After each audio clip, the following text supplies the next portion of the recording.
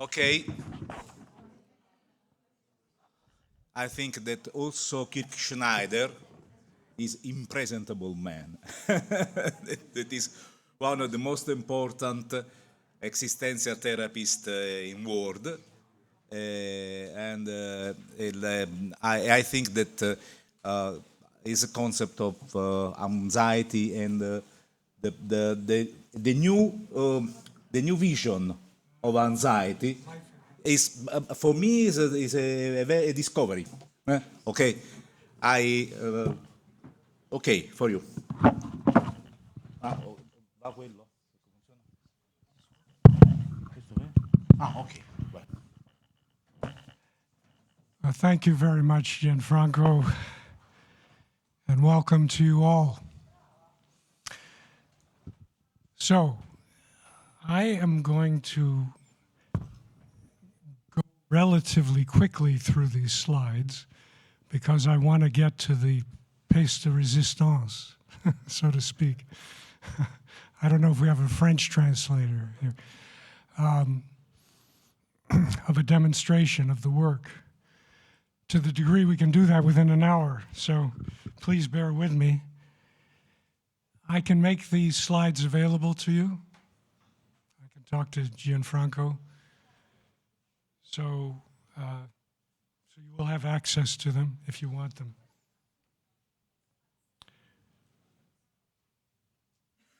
So I'm going to be speaking about existential integrative therapy,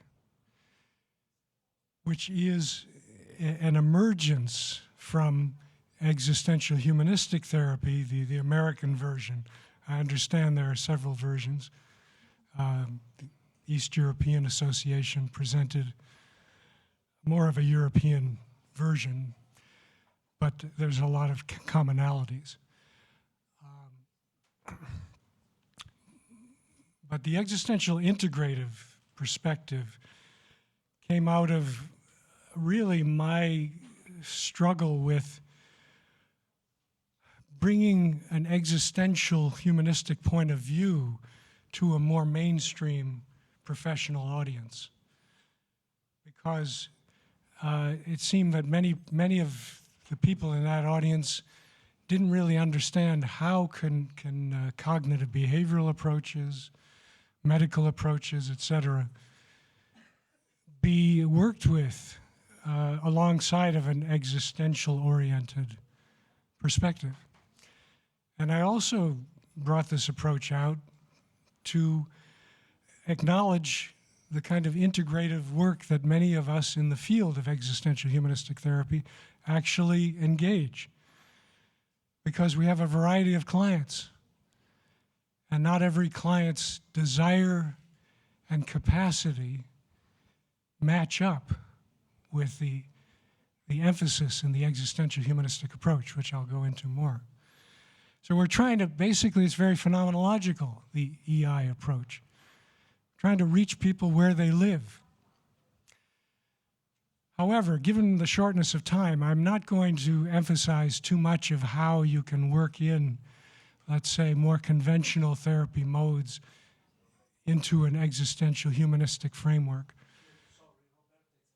Okay, good. Yeah. My colleague is also going to be joining me for part of the time, Roberta Cappellini. Welcome, Roberta. You can sit here if you'd like. Either one. It's okay. It's okay. We're existential. Oh, that's okay. In any case, we try to reach people where they live. But I want to emphasize, in other words, you know, some people just need to get through the night, right? They're being abused by their partner, or they're horribly addicted to alcohol or drugs. Well, our existential humanistic orientation may not, you know, as it's traditionally practiced, may not match that kind of fragility, for example. So we may resort to some other more programmatic ways of working with them. more concrete ways. You know, for anything from breathing exercises to help them calm down, or perhaps some kind of a meditative approach could be helpful at that point, or some cognitive reframing for them could be helpful, or referring them to a psychiatrist for medication. And I really do everything I can to talk with the patient about the implications of going on drugs before referring them. So it becomes an existential dialogue and process. But I'm going to be emphasizing what we call the experiential dimension of the existential integrative approach, because I feel like that is one of the cutting edges of our work in America that may be a little different from the emphasis that you have here in Europe. And in fact, Alfred Langley and I had a wonderful dialogue about this at the Congress that was just in Salzburg, Logotherapy and Existential Analysis Congress. We looked at some of the contrasts and comparisons between the American EH position and the European existential and analysis position. I thought this opening quote may be of interest to you. I mean, Bruce Wampold is one of the leading researchers, therapy outcome researchers in America, and he did a review of my book, Existential Integrative Therapy, Guidepost to the Core of Practice, where he made this quite powerful statement. I'm not sure if anybody in our APA is listening to this statement, to our psychological association. But I do think more and more people are interested in a more of a depth perspective, or at least the availability to depth, or what we call the experiential mode, which I'll get into more momentarily. Just to give you an overview of the existential integrative approach, I define it as one way of understanding and coordinating a variety of bona fide therapeutic modalities within an overall existential or experiential context. So, we may practice to some extent physiological or somatic cognitive behavioral approaches as they're relevant to that situation, to that person in that moment. But we always try to be available, that's the key word, available to the deeper contact. And I like Irv Yalom's distinction between the doctor with the white coat who's going to give you the formula, which is so much of contemporary psychiatry and psychology,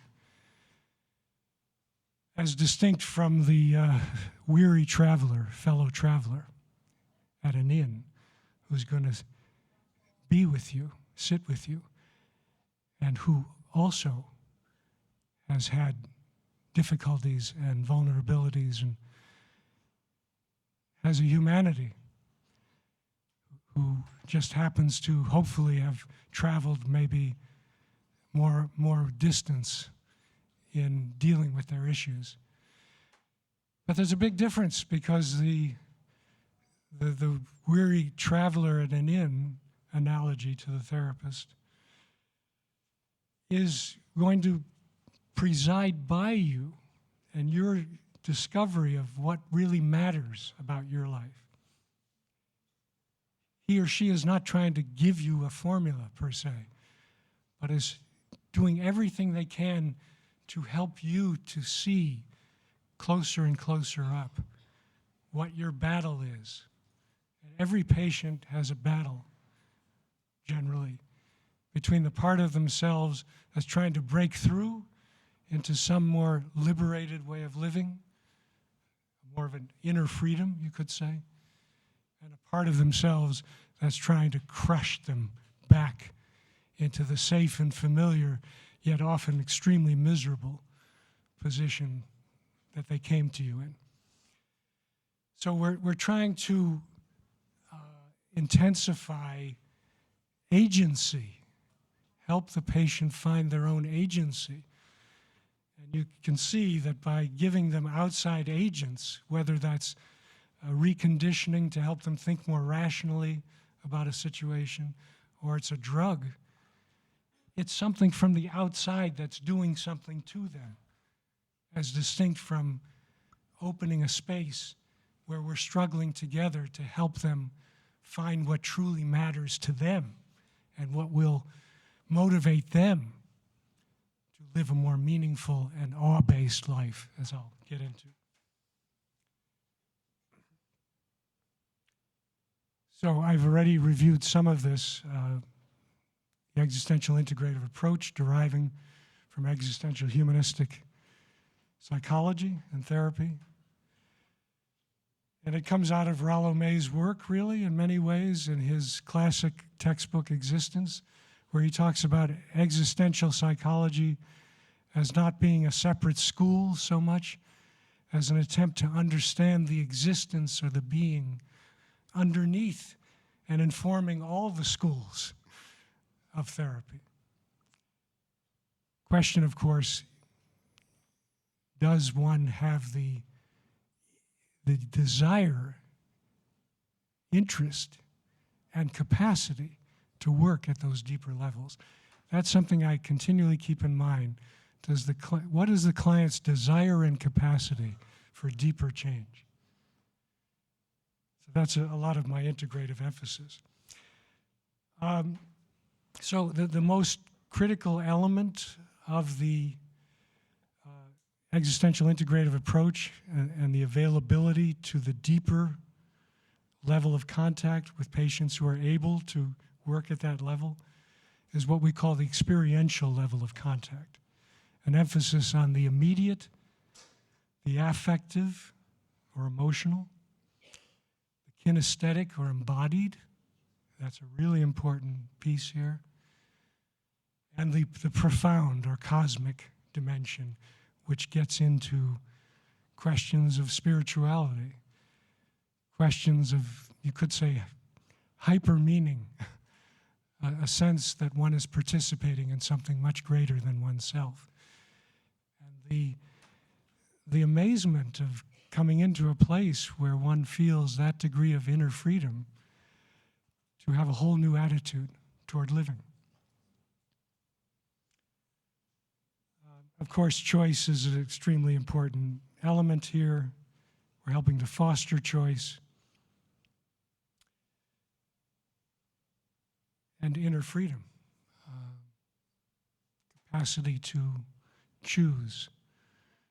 Certainly Viktor Frankl may have set the bar for that with his ability to choose attitudes towards some of the most dehumanizing situations a person could experience.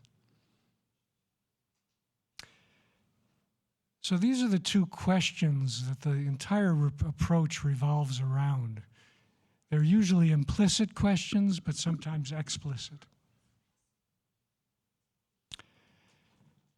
And that is, how are you presently living?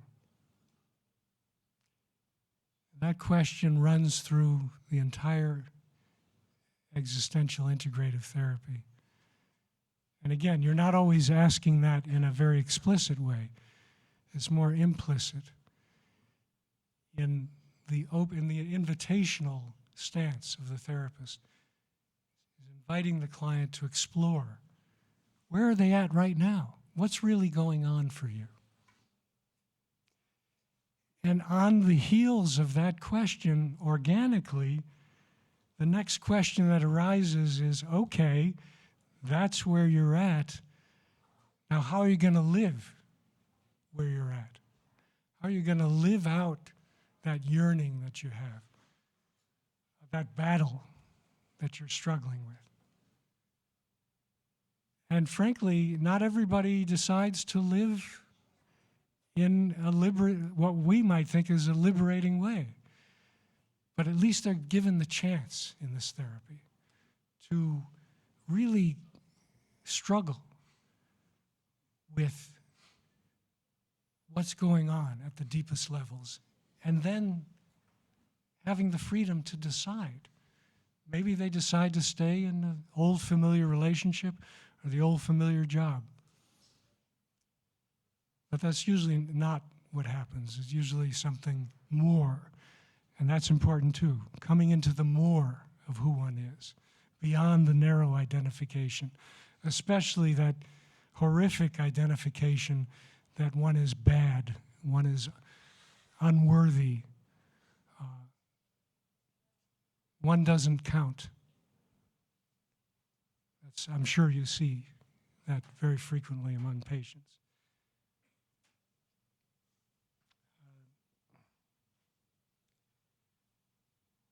So presence is really the key foundation, you could say ground of the work. Presence is both the ground and the aim, the ultimate aim of the existential integrative approach. By presence, I mean the holding and illuminating of that which is palpably significant. In other words, experientially significant, both within the patient and between the patient and the therapist. So presence has a holding function. Eric Craig has spoken beautifully about this as a co-creation of sanctuary. That safety is so key to this process, as you all are aware. Holding function, and almost organically out of the holding function and the sensing of the therapist's presence and openness to whatever is going on for that client. Organically, it helps to disarm that client and make them feel much more receptive to really exploring what is going on for them, and not just intellectually, not just in the external behavioral world, but with their whole body experience.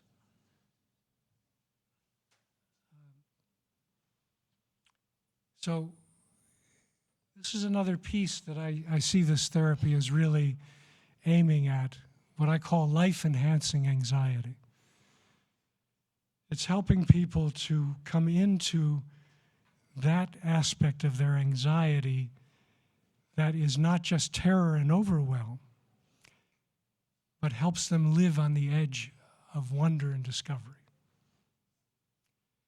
That's basic. I mean, that's the thrust of the approach, the availability to that client to come into, both literally and figuratively.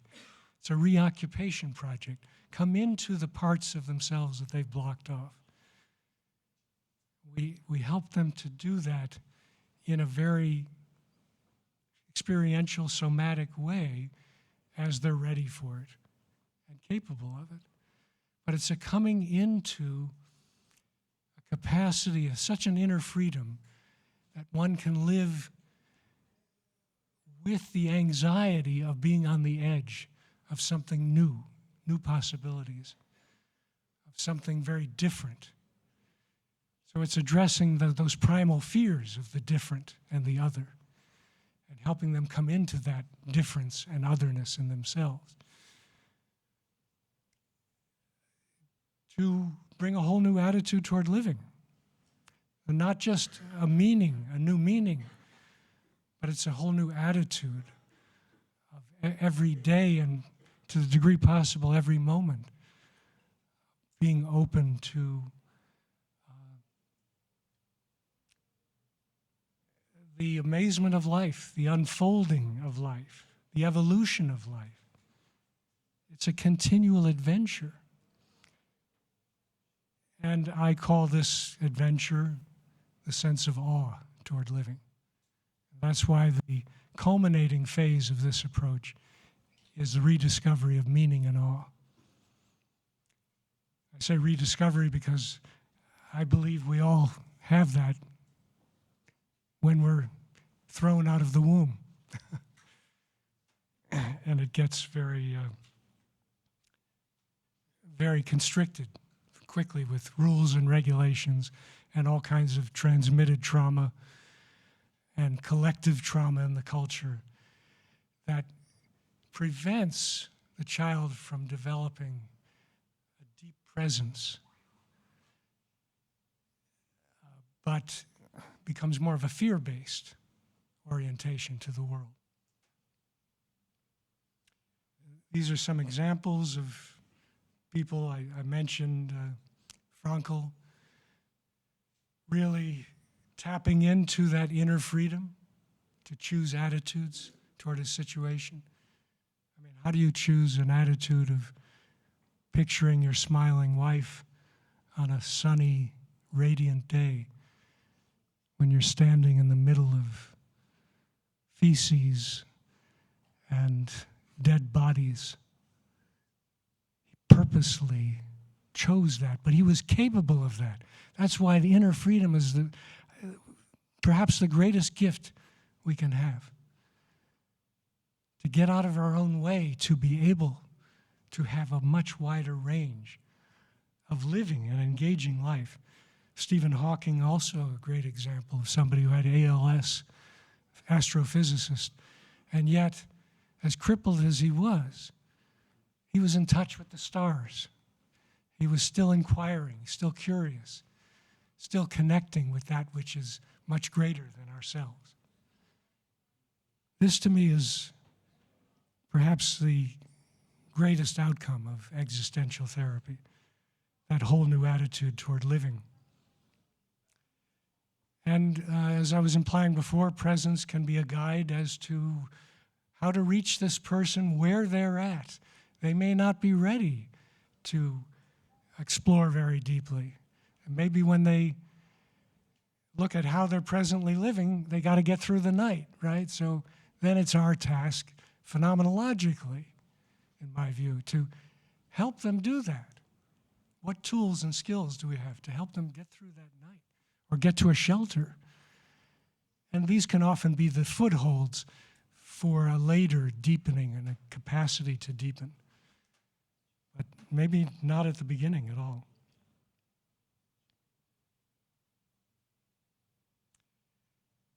So, of course, this is an artistic process.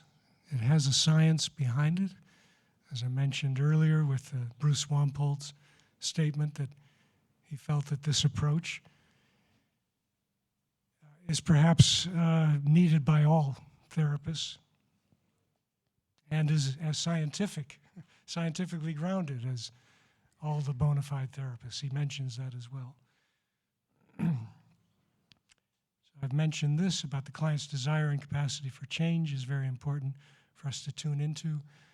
Our availability to the client marks the difference between us being the doctors with the white coats who are going to give the patient an answer, as opposed to the weary traveler, fellow traveler at an inn.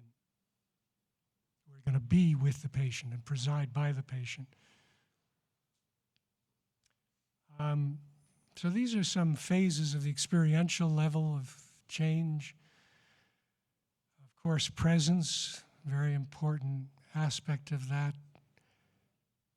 Just helping co-create that atmosphere where one feels more capable of trusting that they can go more deeply with this human being who's partnering with them.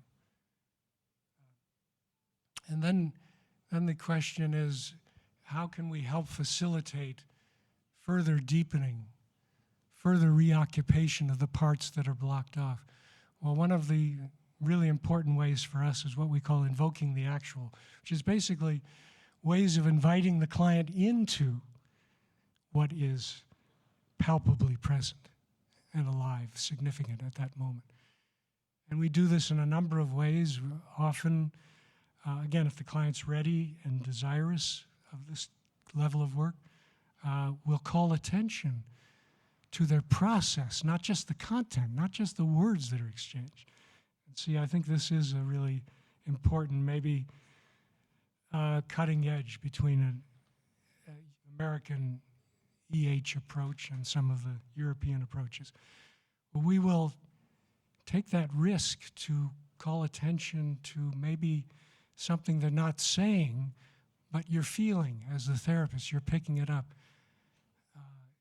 You know, you suddenly sounded very tense right there. I wonder what's going on. Or I noticed that you made yourself small as you were talking at that moment.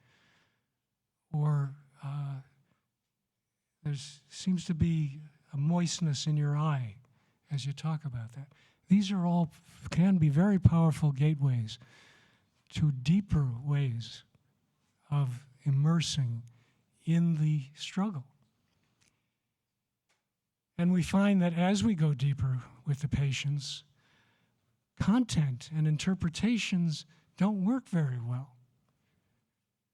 It's much more about the being there and the, almost in a sense, acting as a both passive and active mirror to the patient to help them see closer and closer up their battle. The part of themselves that's trying to break through and emerge, and the part that's crushing them, blocking them, pushing them back to the safe and familiar, although often miserable. And it often takes many revisitations to this battle. But all those revisitations, the person's making a choice. That decision is becoming more and more tangible. Look what I do to myself every time I have that yearning to try that new job or to call that person that I love so much, and I stop myself. So it's a building of a counter will, a frustration. That's part of it, of course. And as they get closer to realizing both how much they're yearning for a new life, a deeper, more rich life, and how they crush themselves and they reduce themselves. This brings about, I don't want to go to Janice yet. This brings about, at least ideally, a breakthrough where the person says, both, in silence to themselves and sometimes to the therapist, God damn it, I'm not going to do this anymore. I'm not going to live this way anymore. I've had it. Look how many times I keep going back to that same job or that same boss, and look what they do to me, or the spouse, or how narrowly I live my life when I want to pursue a whole new creative way of living. And that's the breakthrough to meaning often. There's some form of meaning, there's some maybe goal that they've had, new job, creative project, new relationship, a new way of relating. But I think ultimately, for at least some people, it can also bring a new attitude of a sense of awe toward life, humility and wonder, a sense of adventure toward living. And if you think about it, what we've done here is provided the staging grounds for developing that sense of awe. Because a sense of awe is one of those great transpersonal terms that includes the tragic dimension, our vulnerable sides, as well as our great capacity to transcend, to be bold, to venture out. And that's what we've been doing. We've been helping the person shift between terror and gradual curiosity and wonder and possibility for discovery, both in the relationship with the therapist and outside that relationship. And then, of course, the fall back into the terror again. So terror to wonder to terror. And you might see how this is very primal, right? As soon as we're out of that womb, too, that's often the shift, I think, between the terror of the radically unknown, the uncontrollable, that which is radically different and other, but also the growing curiosity about it, the possibilities in expanding. Good, but we're getting through it pretty quickly.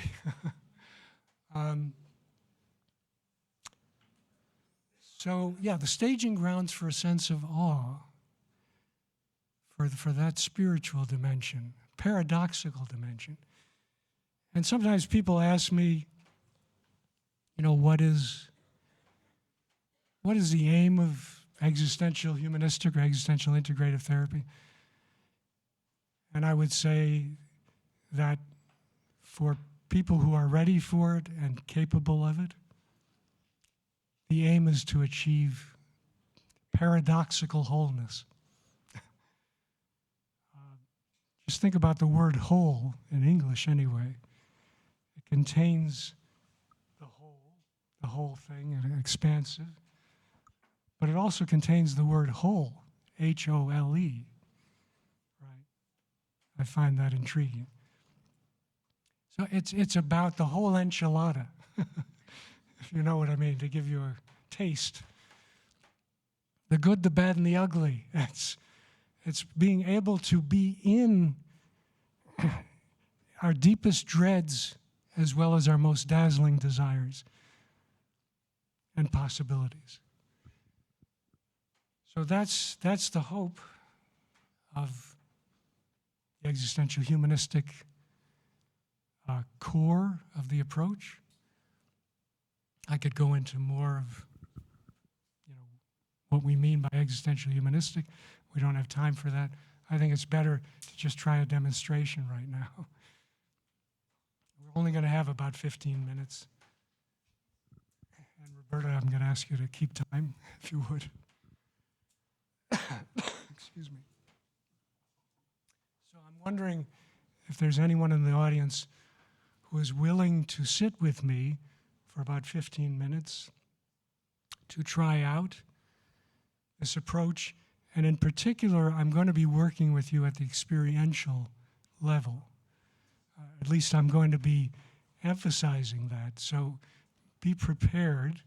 You need to feel prepared to go a little more deeply than you might usually do, especially in a circumstance like this.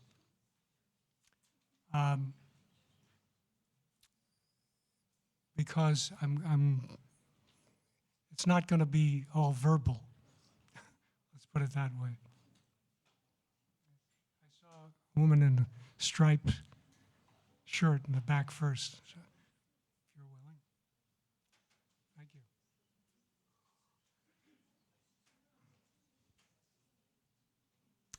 Okay, so I think we should, why don't you come up on stage, get 2 chairs.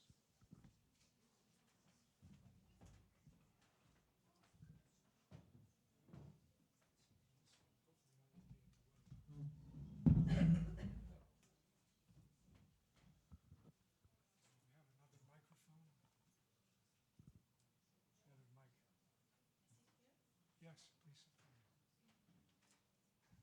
Anybody see the? Oh, there it is.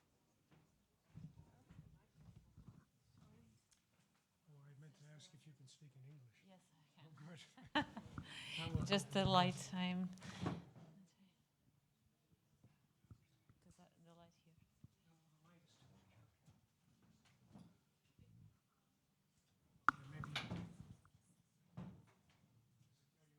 Yeah. Yes. Now.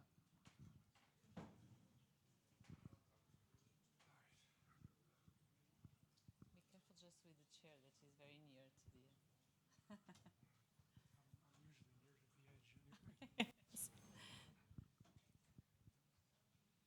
Okay, so what is your name?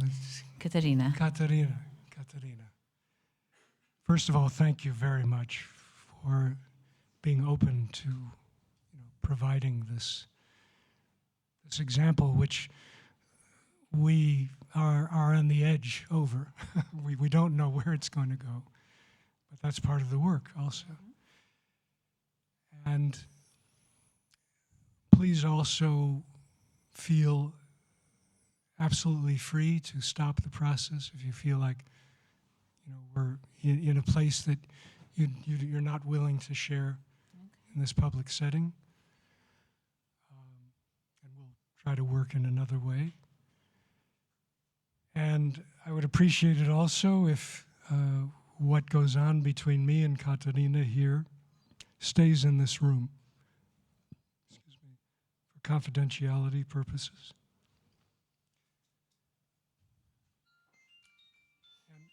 I'm going to be asking you, Katarina, to work in a live way, something that is present for you right now. And we'll see where it goes in 15 minutes. And you'll be keeping track, Roberta. Can you let me know when there's about 2 minutes left?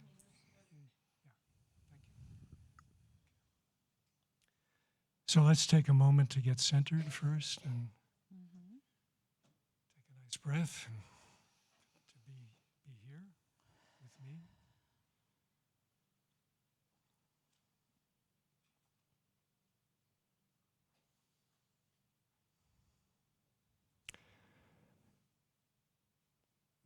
How are you, Katarina?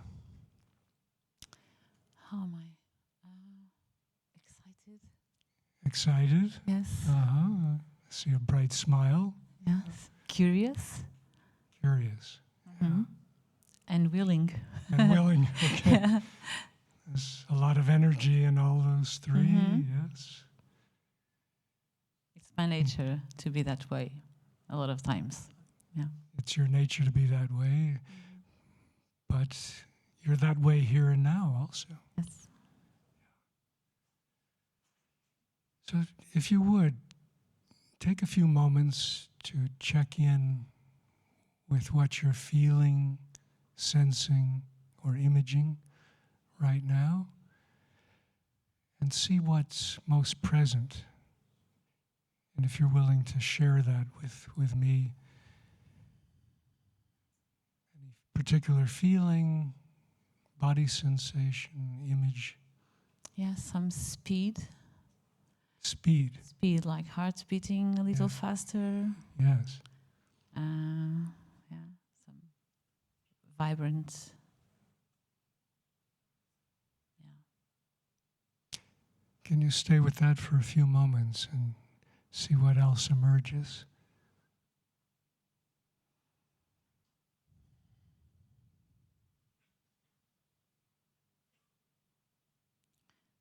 I'm struggling a little bit to come to a more peaceful place. Okay. Because I feel I need to, but it's not very easy. Are you willing to share more about the not very easy part? What brings that up for you? Seems like a bigger part of me is telling me, no, don't go that way. Maintain your energy or yeah. Maintain your energy. Strength, maintain strength or And focus maybe. focus.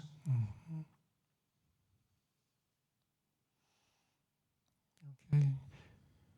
See if you can stay with that and follow where that goes for you, especially in terms of what you're feeling and sensing.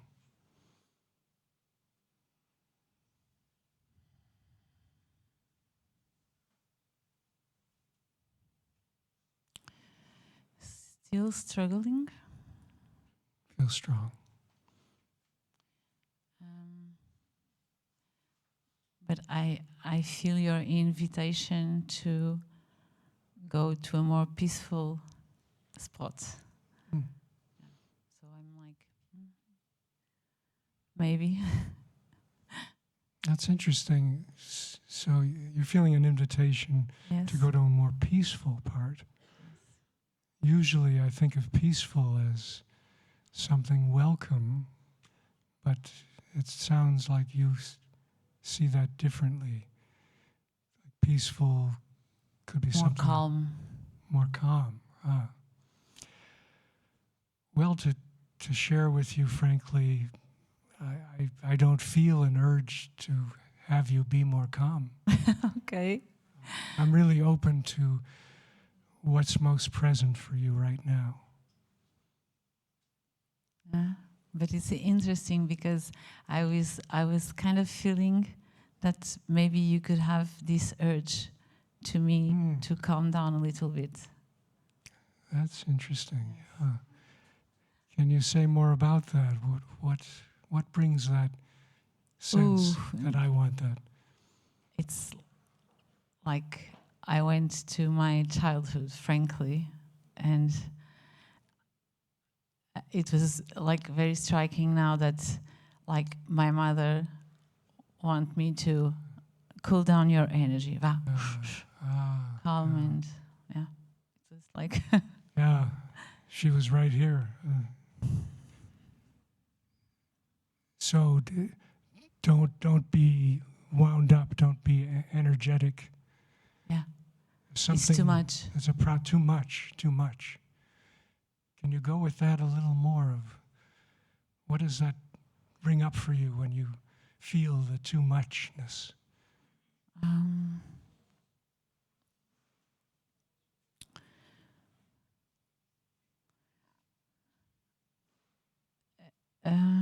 It's something that cuts the willing. It's like I feel cuts the will. Yeah. You being too much cuts your will. No, my mother's Your mother saying, cuts the will. Yeah. yeah, like calm down, Yeah, don't move, yeah. don't, because I was very, very energetic, and so Yes. What do you feel like saying right now?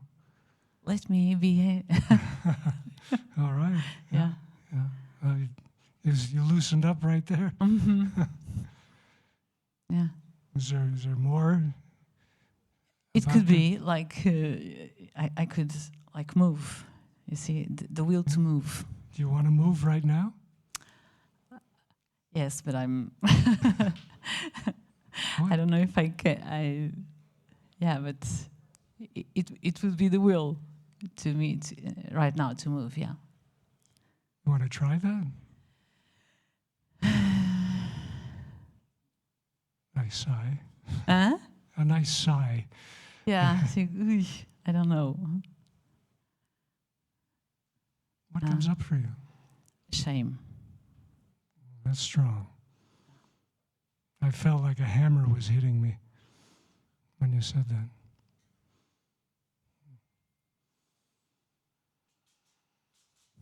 See if you can stay with that feeling of shame for a few moments. What does it bring? It brings the opposite of the movement that I wanted to do. It's like I feel my body like closes on itself. You feel that now, the closing of your body on itself. Yeah. You look more serious and tight in a way. Yes. Yeah. Also, like Eyebrows furrowed. Yeah.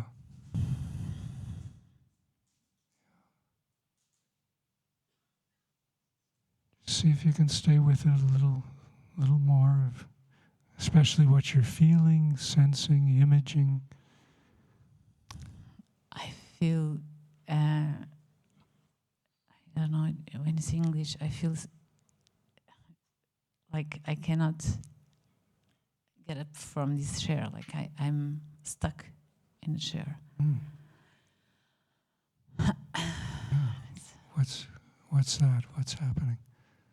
It's troubling and dense.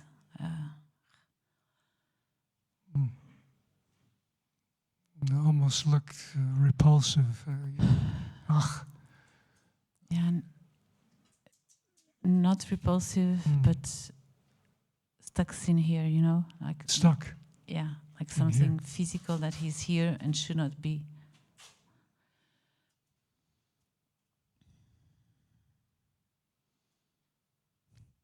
You're willing to stay with that a little further?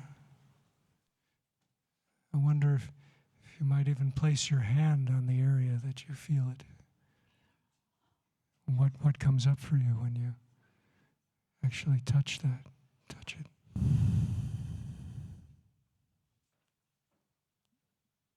It goes deeper. You know, like,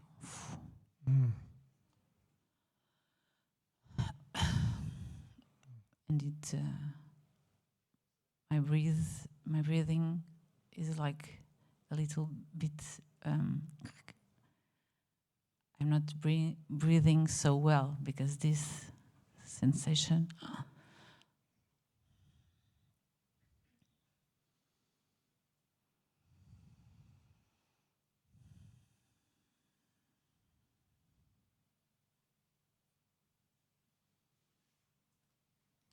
Where are you now, Katerina? I'm self-regulating myself. You're back in regulation. Smiling. Yeah. And moving my neck, that is something I do a lot. Because moving my neck doesn't imply me to move, like walk, you see, but I'm moving. Yeah.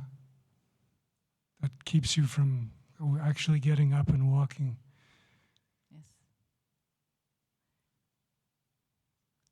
How does that feel to you now? The idea of Very liberating. I'm like, oh. I'm very glad to be able to do this. You're breathing more deeply. Okay. And glad to be able to move your neck, is that as well? And now move in the chair. Move in the chair. Okay. What if I move with you? How is that? It's very good. Yeah, yeah. And it invites me to do the same. Yeah. Yes. Yeah. It's very calming. Good. And joyful.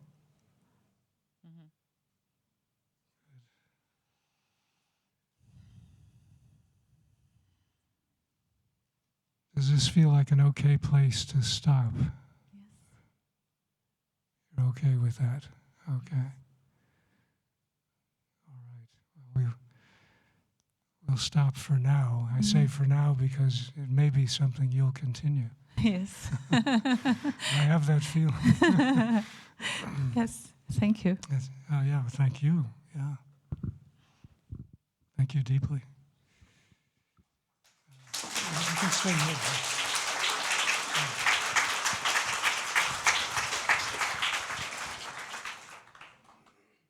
So I'm wondering, first of all, if you have any comment, any observation that you'd like to make about the process that we just went through. I think it's a very authentic process. It's the word that comes to my mind. And I understand what you have explained before, because it feels like it's written. So Feels recent? no, Oh. it feels like it's written. So you explain and you say, well, now, and it's very authentic and powerful, because 15 minutes and I went to, you know, like. You covered a lot of territory. Yes. And then I got back in safety and with something more with me. It's a very concrete experience. I'm very heartened by that. Yes. Well, may it be a pathway for you. Yes. In some way. Thank you. Much appreciated.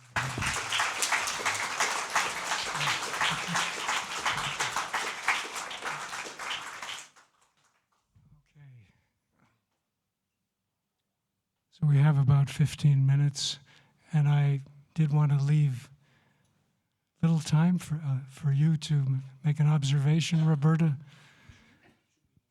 my colleague, and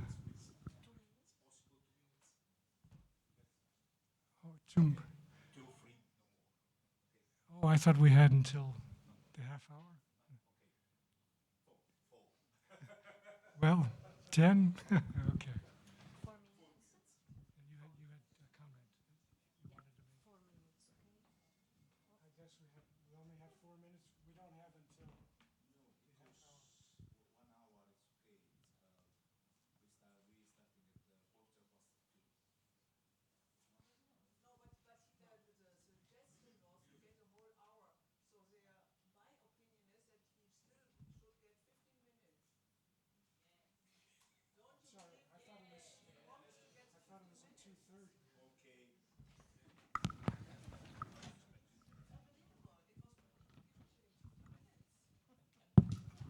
So,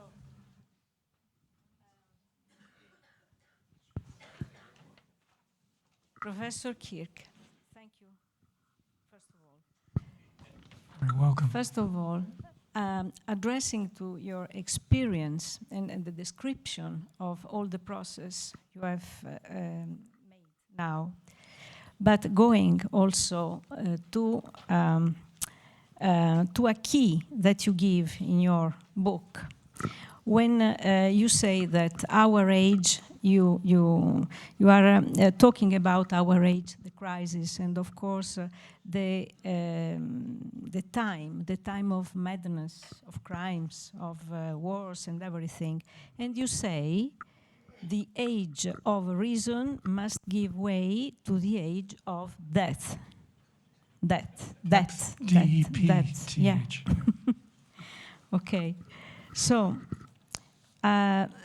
this just made me think about this, because therapists, existential therapists, use the method of epoché, the suspension of the mind, okay? But from what we have heard from the other presenters and authors, and there's something more that should be added. That is to arrive to the compassionate regard, which is so fundamental in this existential therapy.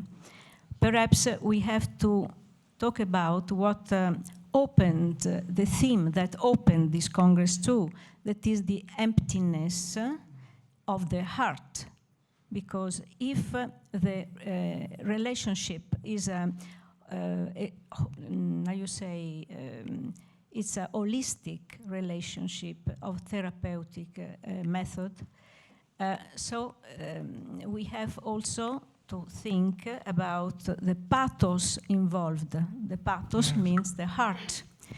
And so empathy, sympathy, compassion, everything refer to the heart. And so the heart, the compassionate heart, is usually void. And so you tell something about void. The vacuum, you say in this book, the latest publication, you speak of the vacuum of our time, the void of our times as the crisis of our time, the first kind of void.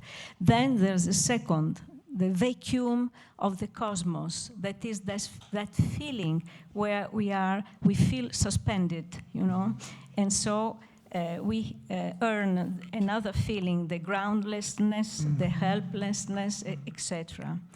But there's a third kind of void, perhaps, this one of the therapeutic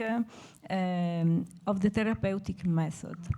And so, when we think about this vacuum, we understand it is the humblest attitude that one can have.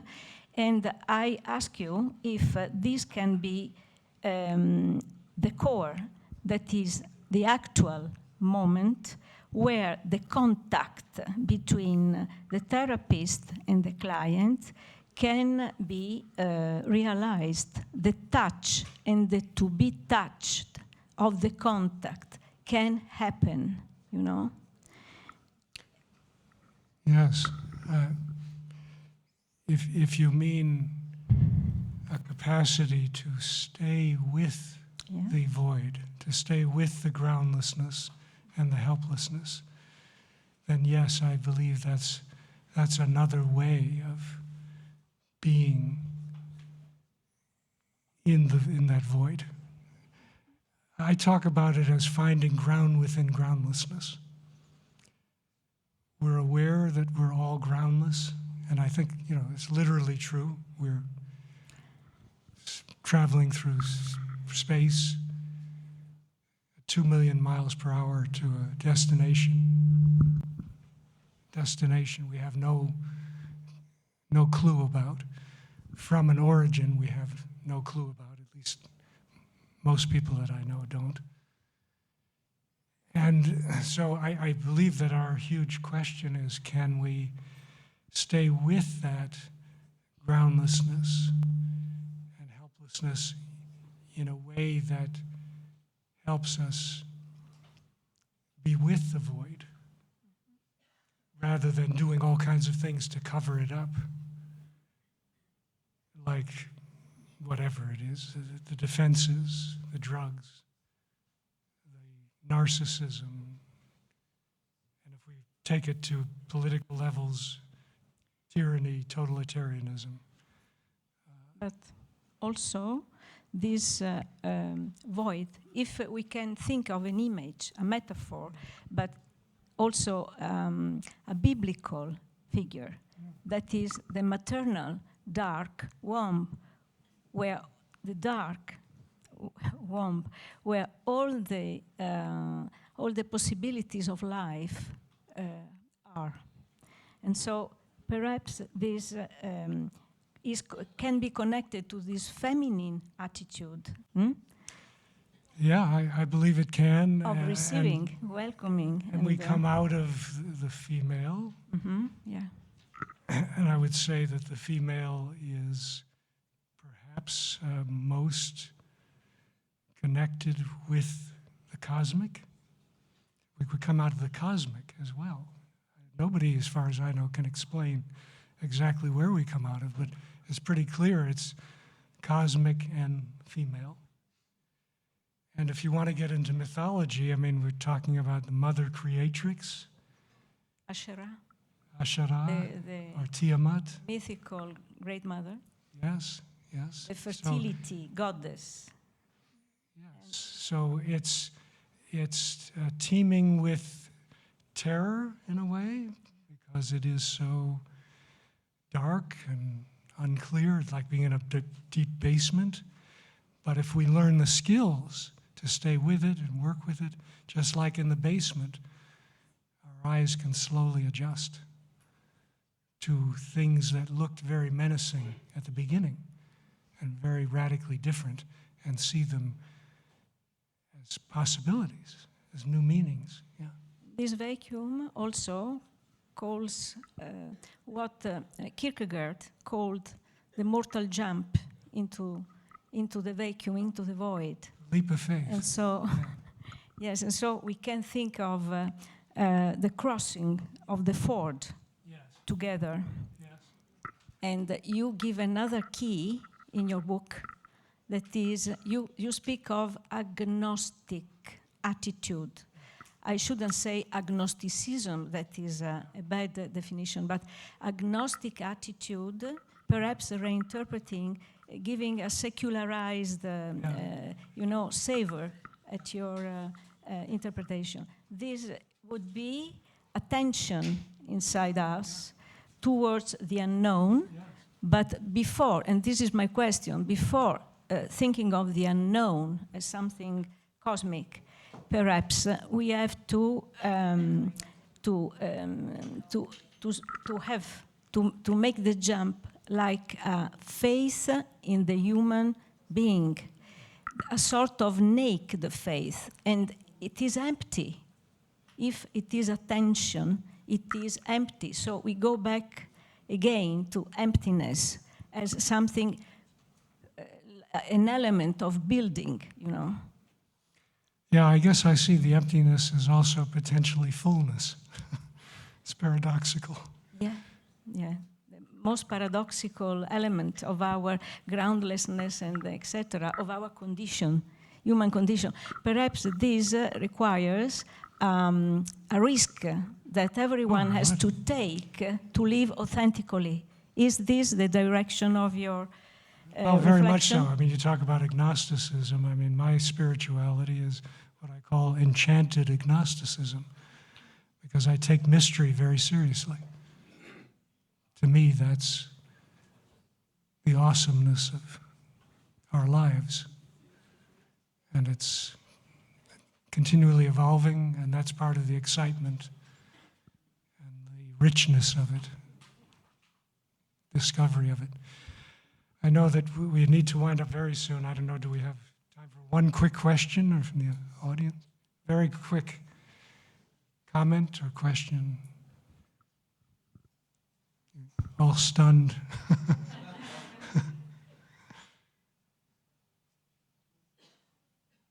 Well, maybe that's where we need to leave it with the mystery. All right. And thank you very much.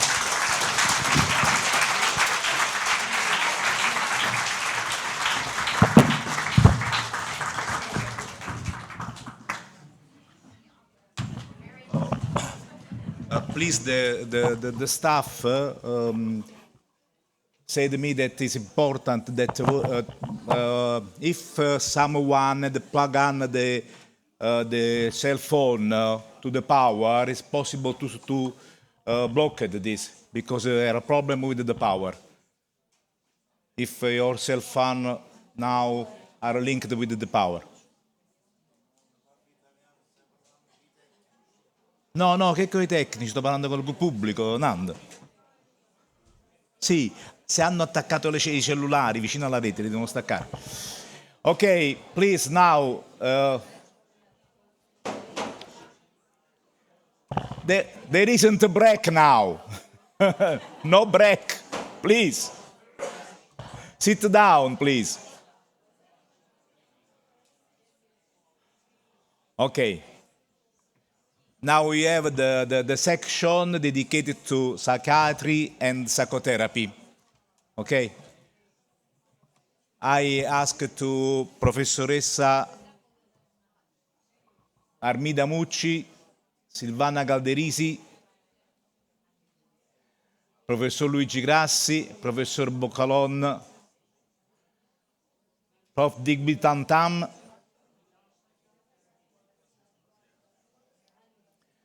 and Stephen Diamond, Prof. Stephen Diamond. Okay, back on the stage, thanks. Now chairman is Professor Boccalon. Here, se qua voi. Meglio, perfetto. Posso parlare in italiano? Assolutamente sì. Adesso, scusa. Sì. Mi raccomando, usate. No, please use your phone, because now part of the discussion will be in Italian. Ok?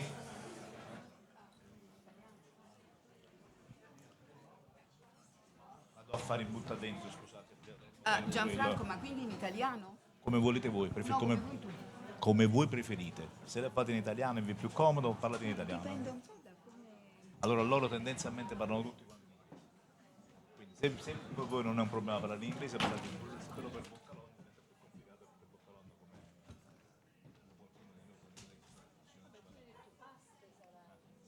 E allora va bene. No, perché se la maggior parte... Yes, yes, yes.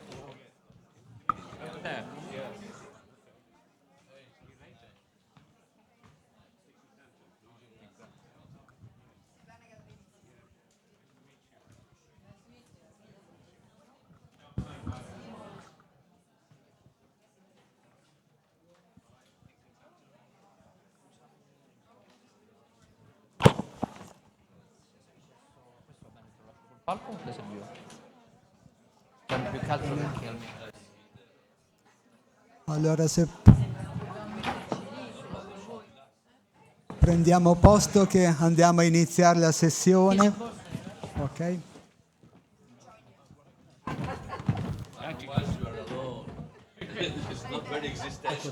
Ce ne vuole un'altra sedia però. Loneliness is not a good thing.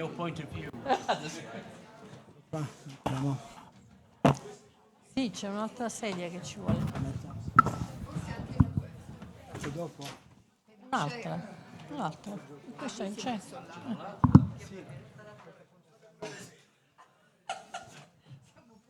E allora due.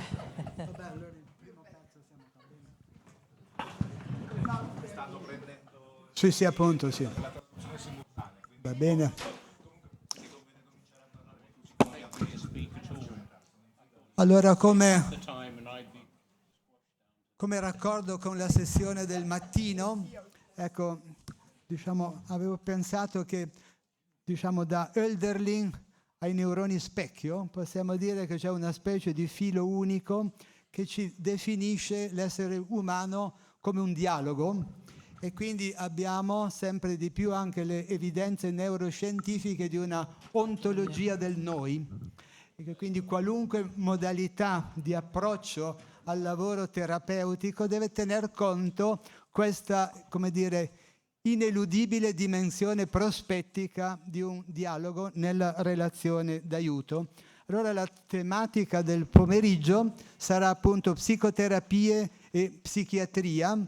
Ecco, mi verrebbe da dire che la modalità è come si declina uno strumento, quindi ci possono essere diverse psicoterapie, ci possono essere anche diversi modi di articolare la psichiatria, e vedremo oggi pomeriggio i diversi interventi ci permetteranno di focalizzare questa dimensione.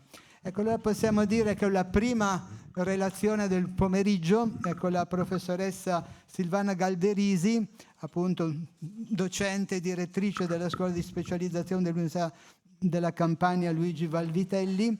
Ecco, ci parlerà appunto di psichiatria, psicoterapia e training.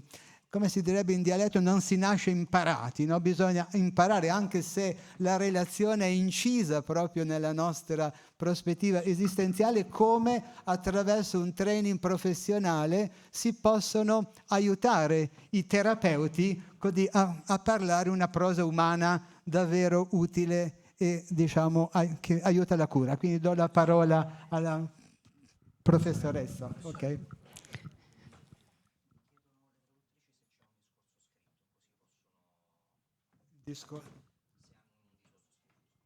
No. No. No. Ok. Ok, bene. We try to speak slowly.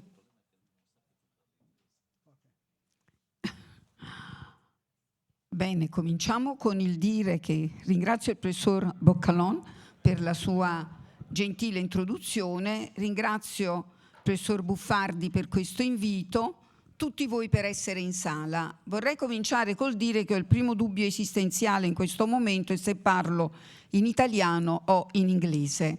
Quante persone preferiscono l'inglese? Most of you, okay. Then I'll switch to English because I think that's very, very important that we respect the audience in spite of our preferences. So I'll briefly introduce myself. As Professor Boccalon said, I'm a psychiatrist. I've been working as a professor of psychiatry for many years, but also as a staff psychiatrist for more years, because also as a professor of psychiatry, I still remained a staff psychiatrist because I generally said also to my trainees, I always felt I'm first a psychiatrist and then a professor. I love my profession because I do believe that it's one of the most complex that we can choose in medicine. It's very complex because it is not only medicine, it's also medicine. And I always am concerned about the fact that many psychiatrists forget about the fact that they are also medical doctors. And let me say that neglecting these roots in medicine, and especially neglecting physical health of people with severe mental illnesses, but with mental issues in general, it's something that should never happen, because especially people with severe mental disorders have no access to good treatments for their physical illnesses.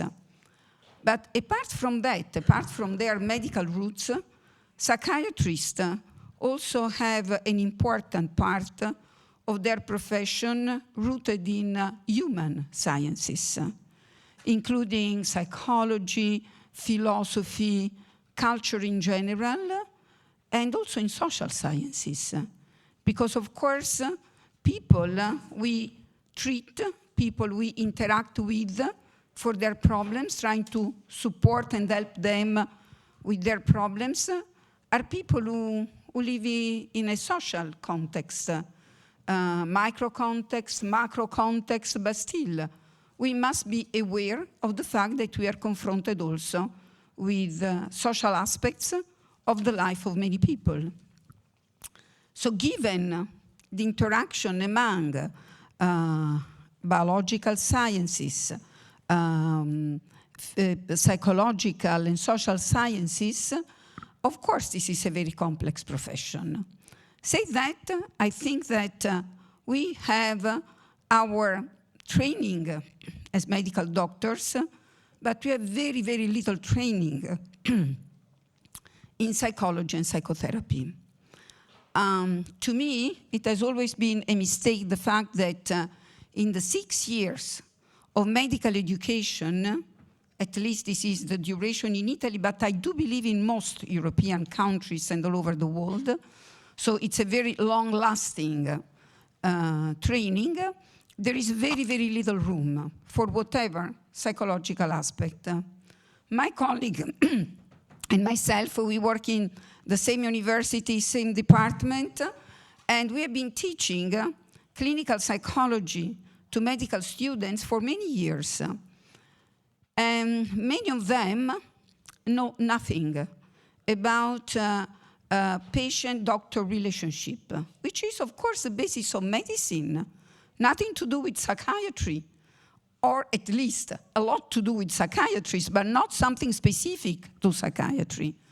So first of all, we start from teaching medical students the basis of the relationship between the doctor and the patient. Very, very basic things.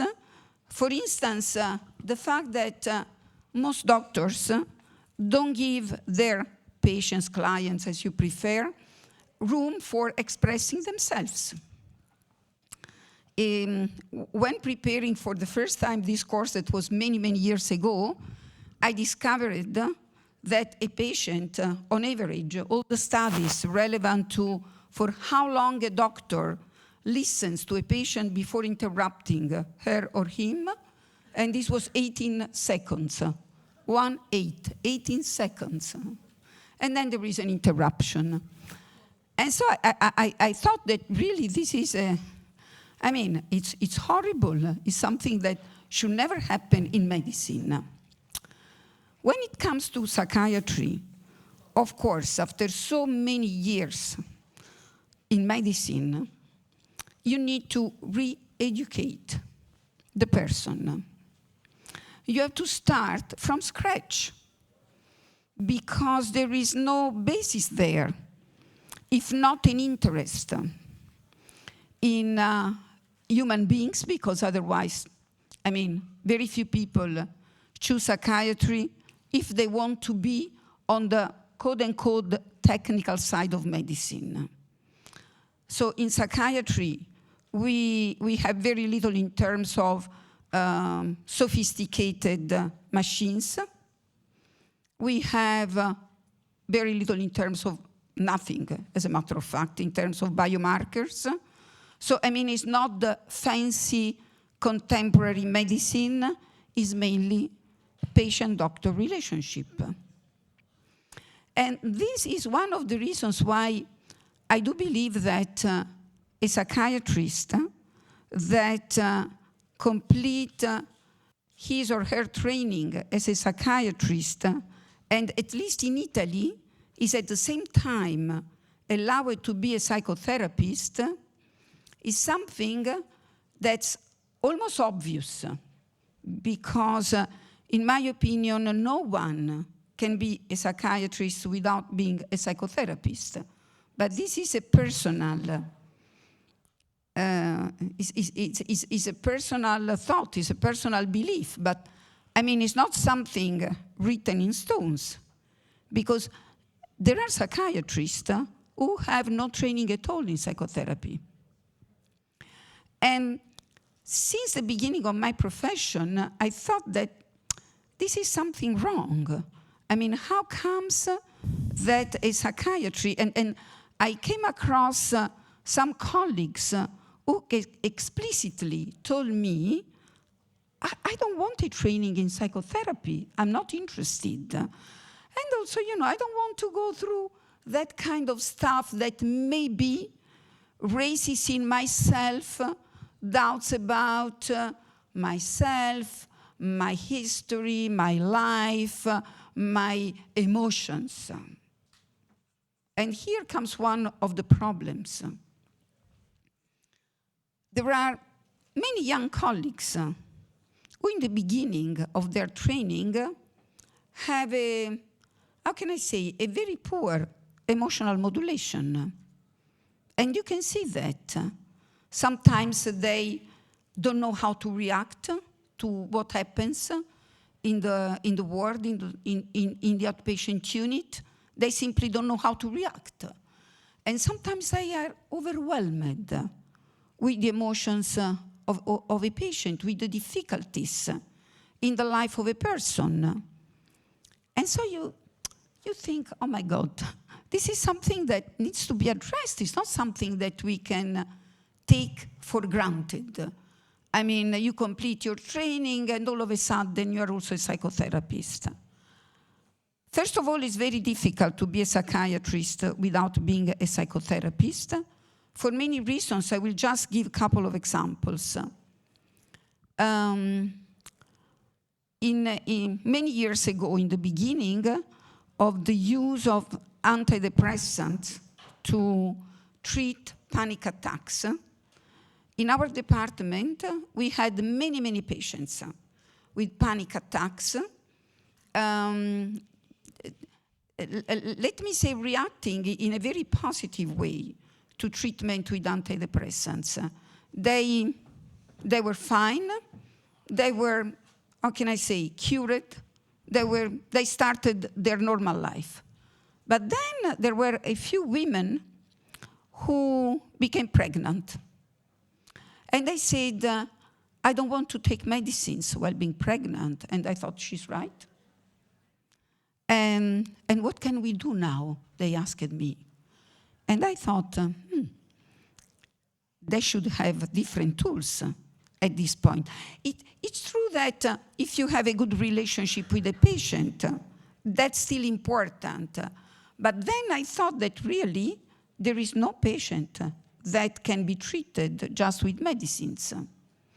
And you need, as a psychiatrist, to have different tools, but also the other person needs to be empowered with different tools that are not only the medicines, because the medicines, in a way, make the person a bit passive, especially when they are confronted with the fact that now they have to stop the medicines. And so that was my first urgent need for having a psychotherapeutic training. I thought, I cannot live with this. I mean, this is simply impossible. And then I started to attend a training in psychotherapy outside my university, because a full training in psychotherapy was not provided within the university, within our department, within the training school of our university and of our psychiatric discipline. Then when I became the director of the training school in psychiatry, I started thinking that, well, all trainees in psychiatry should have an appropriate training in psychotherapy. And you know, it's very difficult to define how this training should be organized. There were no standards at that time. I'm talking about more than 25 years ago. And standards were not there. When the reform of the training schools in psychiatry and all medical training school was completed, I think this was 2006, wasn't it? Yeah? And then there was a curriculum including all the credits that a trainee should earn in order to become a specialist. Psychotherapy was included, but the quantification and the qualification of those credits was not fully explained.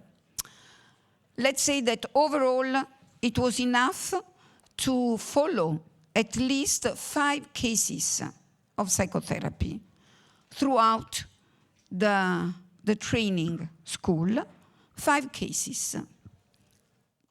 I mean, it's something, but certainly it is not enough.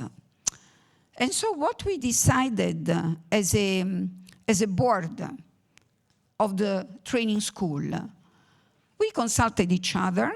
We also interacted with many colleagues in our country, in the College of Psychiatrists or professors of psychiatry in our country. And we thought that probably suggesting our trainees to take a 4-year course of a recognized psychotherapy school outside the training school in psychiatry of the university was a good idea. And in order to encourage them, we said, you can choose, of course. Given that it's a recognized school by the Ministry of University, provided that there is a qualified board of teachers and trainers, we can approve, of course, the fact that you attend this school and consider that when you take days off to attend the courses and practical activities of that school, you will be considered as if you were working in your training school. I mean, it's not something that you take as holiday or for whatever reason you're not attending your duties. It's part of your curriculum, full stop. This works partly because, of course, people have to pay for that because these are private schools. So, I mean, you can support, but for a very small amount, their training school in psychotherapy.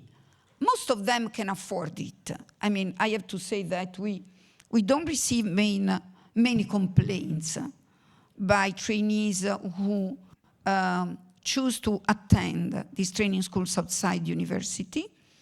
But still, theoretically, this is not the best we can think of. They should have access to a proper training in psychiatry within their training school. It's very difficult to organize. Why? Because, in my opinion, in order to form a psychotherapist, you cannot provide just theoretical lessons. This we do, of course. And we teach many different theoretical approaches to psychotherapy in the training school. But this is not enough. I mean, there is a personal work that should be done to become a psychotherapist that is very difficult to do within the university course, where you would find yourself in the difficult position of being at the same time, let me say, the employer and the therapist of the same person. So this is something, and of course, I try to have psychotherapists from outside providing this part of the training in our university. But you can imagine that for them, investing their time in such an endeavor is not very much rewarding, at least in financial terms. So most of them said, oh, thank you very much. I'm very pleased by your invitation. That's very nice. Yes, I agree. Yes, that's important, but I have no time for that, very sorry. And we tried for several times, but we never got more than, how can I say, a few years of seminars, maybe some kind of role play like the ones we just attended in the previous session, but never more than that, never really an in-depth training, and especially no one willing to embark on a, how can I say, on a personal work for the different trainees who should do this anyway by themselves outside somewhere else. So, I mean, we're still struggling with this problem.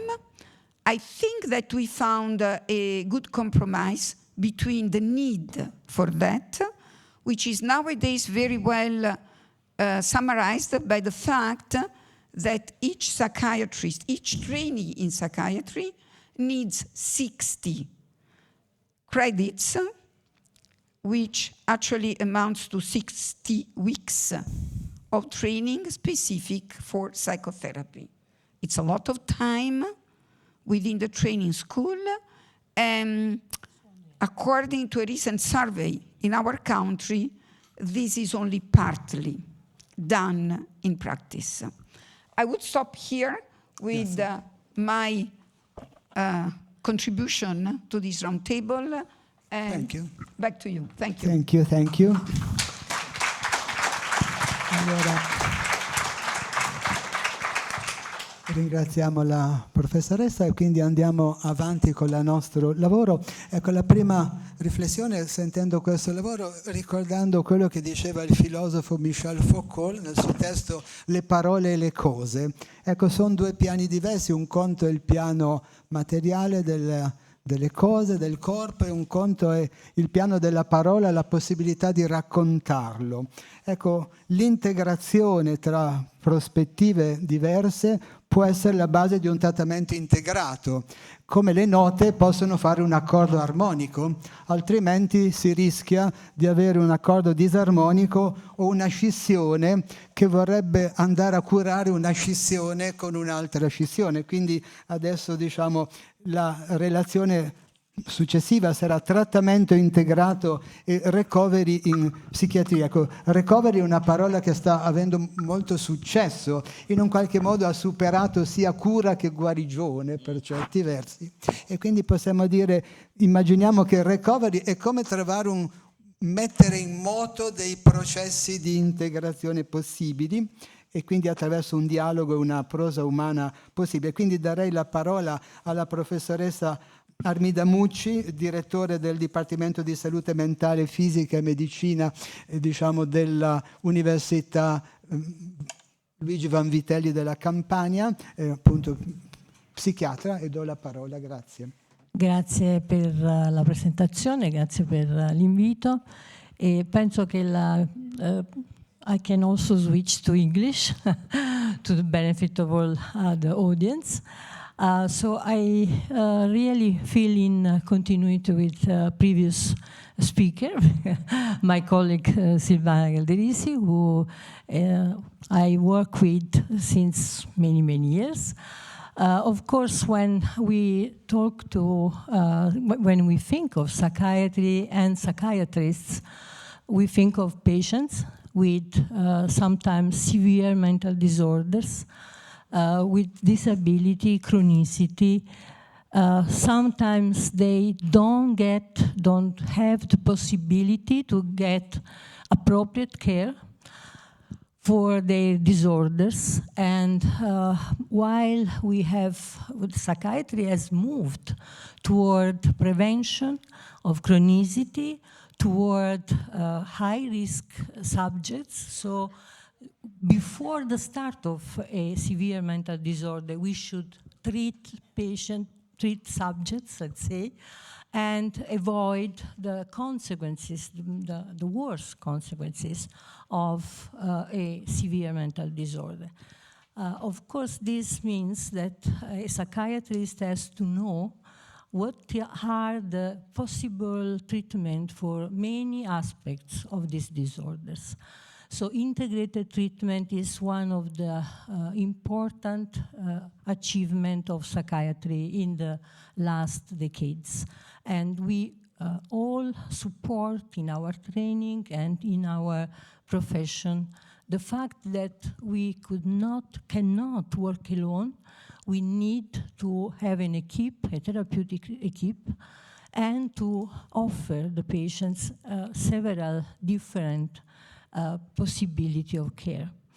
So the integrated treatment starts in the hospital. Whenever the patient is hospitalized, we need to give him some medicines for stabilization of the clinical picture. And we need to help the patients get motivated, get some insight in his pathology, and get hope for his life. Sometimes, especially for people with a severe mental disorder, with psychotic breakdown or a severe depression, they don't have hope. They don't see a future. So we need to, what is the recovery is giving people the possibility of making his own personal plan of what I would like to be in the next years, what my life should be in the next years. So this is what the psychiatrist has to promote. And of course, sometimes he does not have the professionality to cover all the roles that are involved in psychiatry, in rehabilitation, psychosocial rehabilitation, and in psychotherapy. So if this is the case, the psychiatrist has to at least know what are the different approaches and what is needed for that patient. So this is, and he has to be trained in the relationship, the therapeutic relationship, the basic of all psychological interventions, to motivate the patient to understand what the psychological and social needs of these patients are and how we can promote his recovery plan. So in the latest years, several psychosocial treatments were devised and were developed to really answer the problem of having subjects with cognitive deficits, with disability, significant disability, socially isolated, stigmatized, with internal stigma. So all these problems, all these issues have to be, these are psychological and social needs of our patients. So we need to really intervene on these issues. And of course, in the proper way. So first of all, we need to assess these needs. We need to collaborate with other professionals and with the patient to really establish what are the priorities in his different needs, and then to give some answers to these needs. So integrated treatment means that you assess psychosocial functioning of the patient. Sometimes the patients does not work, does not live independently, so you need to provide care for this and provide interventions that are focused on these needs and to support. So there are psychosocial interventions like supported work, supported housing to promote independent living of the patients.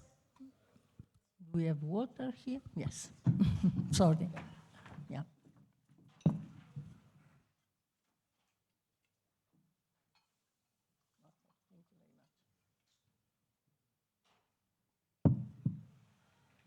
Sorry, I always forget to drink before speaking.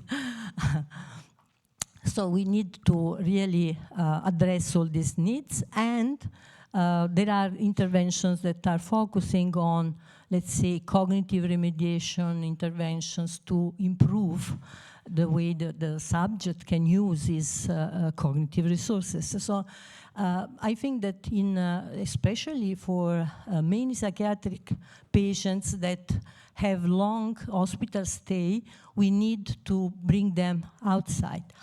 We need to avoid long hospital stays, and we need to reintegrate these people in community life.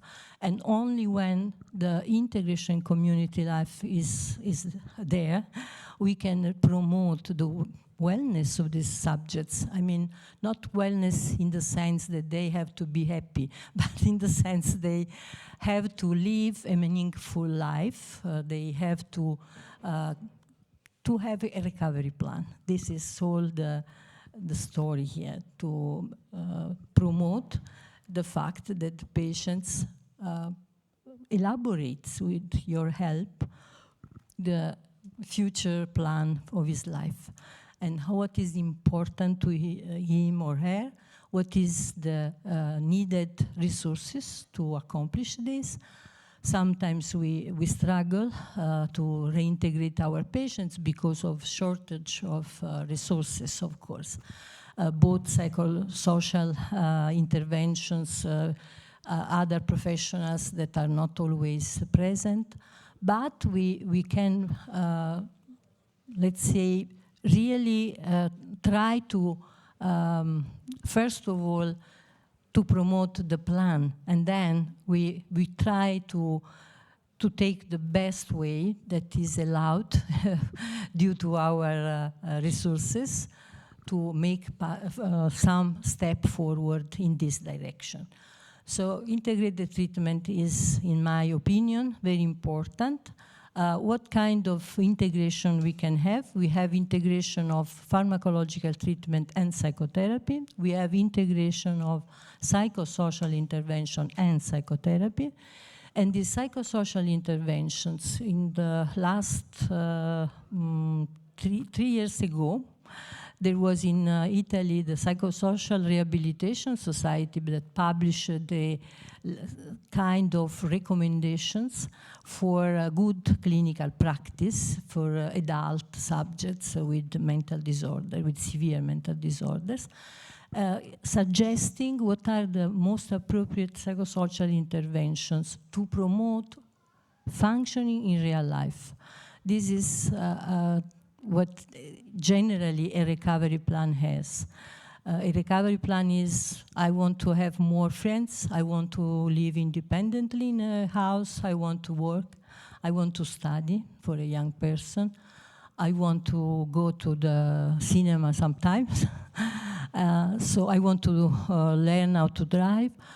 All these small steps and plans are very important to one subject, and they can be reached if we help assessing and not solving, but trying to improve in many dimensions of impairment that can be present in a mental disorders, especially in severe mental disorders. So, for example, cognitive deficits, for example, we need to give the subject a social skills training, so cognitive behavioral interventions to improve the ability to express, to talk to people, to have let's say, to be assertive, not always passive or in rage. So these are all the important steps that an integrated treatment wants to provide for the patients. I stop here to give you the possibility also to have some comments or questions. Do we take questions? Then. Oh, at the end, sorry. Okay, so thank you for your attention. Grazie.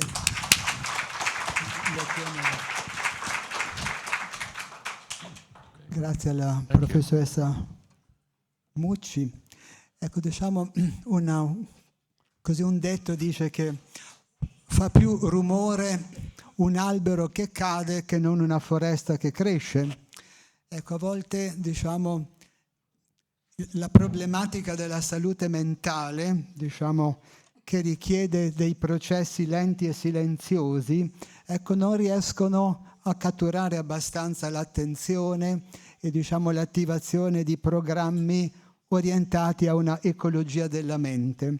Ecco, allora potremmo riflettere appunto in che modo la psicologia esistenziale può essere, diciamo, una via, una risorsa, diciamo, per la salute mentale. Allora, diciamo, come dire, darei la parola, diciamo, al professor Stephen Diamond, psicologo clinico e forense, diciamo di scuola americana, attivo in California, San Francisco, Los Angeles, e diciamo gli diamo la parola e ci parlerà appunto Existential Psychology and Mental Health.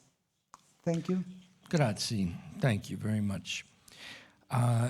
Just to make clear, I believe I'm the only non-psychiatrist on this panel. I'm a clinical and forensic psychologist. But one of the reasons why I'm going to talk with you today, I guess, is related in part to the work that I do. Part of what I do is I'm a consulting psychologist to a subacute residential psychiatric facility. And the patients, the residents who live in this facility are typically diagnosed with mental disorders such as schizophrenia, schizoaffective disorder, bipolar type, depressive type, bipolar disorder in some cases, etc. So these are, for the most part, psychotic disorders. And it begs the question, I'm a psychotherapist. It begs the question, is this population amenable to psychotherapy? That's a very controversial question.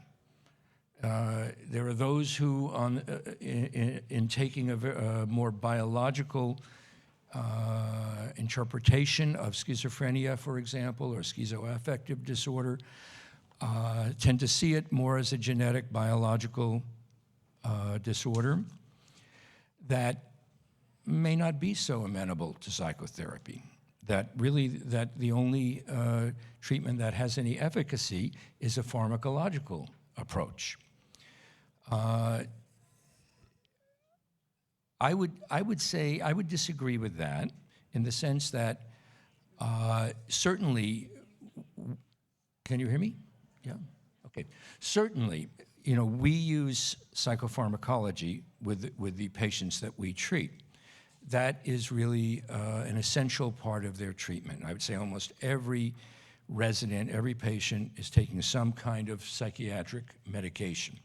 Antipsychotic, antidepressants, mood stabilizers, etc. Usually some kind of cocktail thereof. But I believe that this population, that these patients who suffer from these really debilitating, the most debilitating of the mental disorders, can benefit from psychotherapy and need psychotherapy. Not instead of psychopharmacology, but along with psychopharmacology. So I have one of my responsibilities there at the hospital is I supervise practicum students. These are clinical psychology practicum students. So they're learning to be psychotherapists. It's a psychotherapy practicum for them. And it's usually about 9 months. That's one of their practicums. They have to do several. This is from the Chicago School of Professional Psychology. These students are typically from. And so it's a tremendous challenge, as you might imagine, as the panel might imagine, to help these students conduct psychotherapy, provide psychotherapy with this severely debilitated population. Some of them chronically mentally ill, have been for years and years. Some not as much. All of these residents that we treat are on conservatorship. I don't know if you're familiar with that, but that means that they have been deemed by the court unable to provide for their own basic needs, for food, clothing, and shelter. One of my responsibilities at the hospital is to do evaluations on these residents to see whether, in fact, they are gravely disabled, still unable to provide for their food, clothing, and shelter. But the students, when the students start when they first come to interview for their practicums, come to the hospital to interview, they can be pretty intimidated. But one of the things I say to them is that we were talking about psychiatrists and psychotherapy, and one of the things I say to them is that having this kind of experience of trying to do psychotherapy with this population, with this psychotic population primarily, is an invaluable clinical experience to have, in my opinion, for psychotherapists. One of the differences, there are others, but one of the differences between psychiatrists and clinical psychologists is that in the training of psychiatrists, they always have exposure to working with this population. They have always done some kind of a residency working with this population because they're prescribing medication, they're writing 72-hour holds, this kind of thing. So psychiatrists have that built into their training. Unfortunately, clinical psychologists don't have that built into their training. And that's a deficit. I think that it's extremely important for clinical psychologists to have experience working with this population. And I think having that provides a very, very solid ground or foundation to practice upon later. Once you've seen in some ways the worst of the worst, and in terms of debilitation, and if later on, even if you're not working with that population, you can recognize it and you know what needs to happen. I used to work in a psychiatric emergency room, so you can imagine the kinds of things we saw there.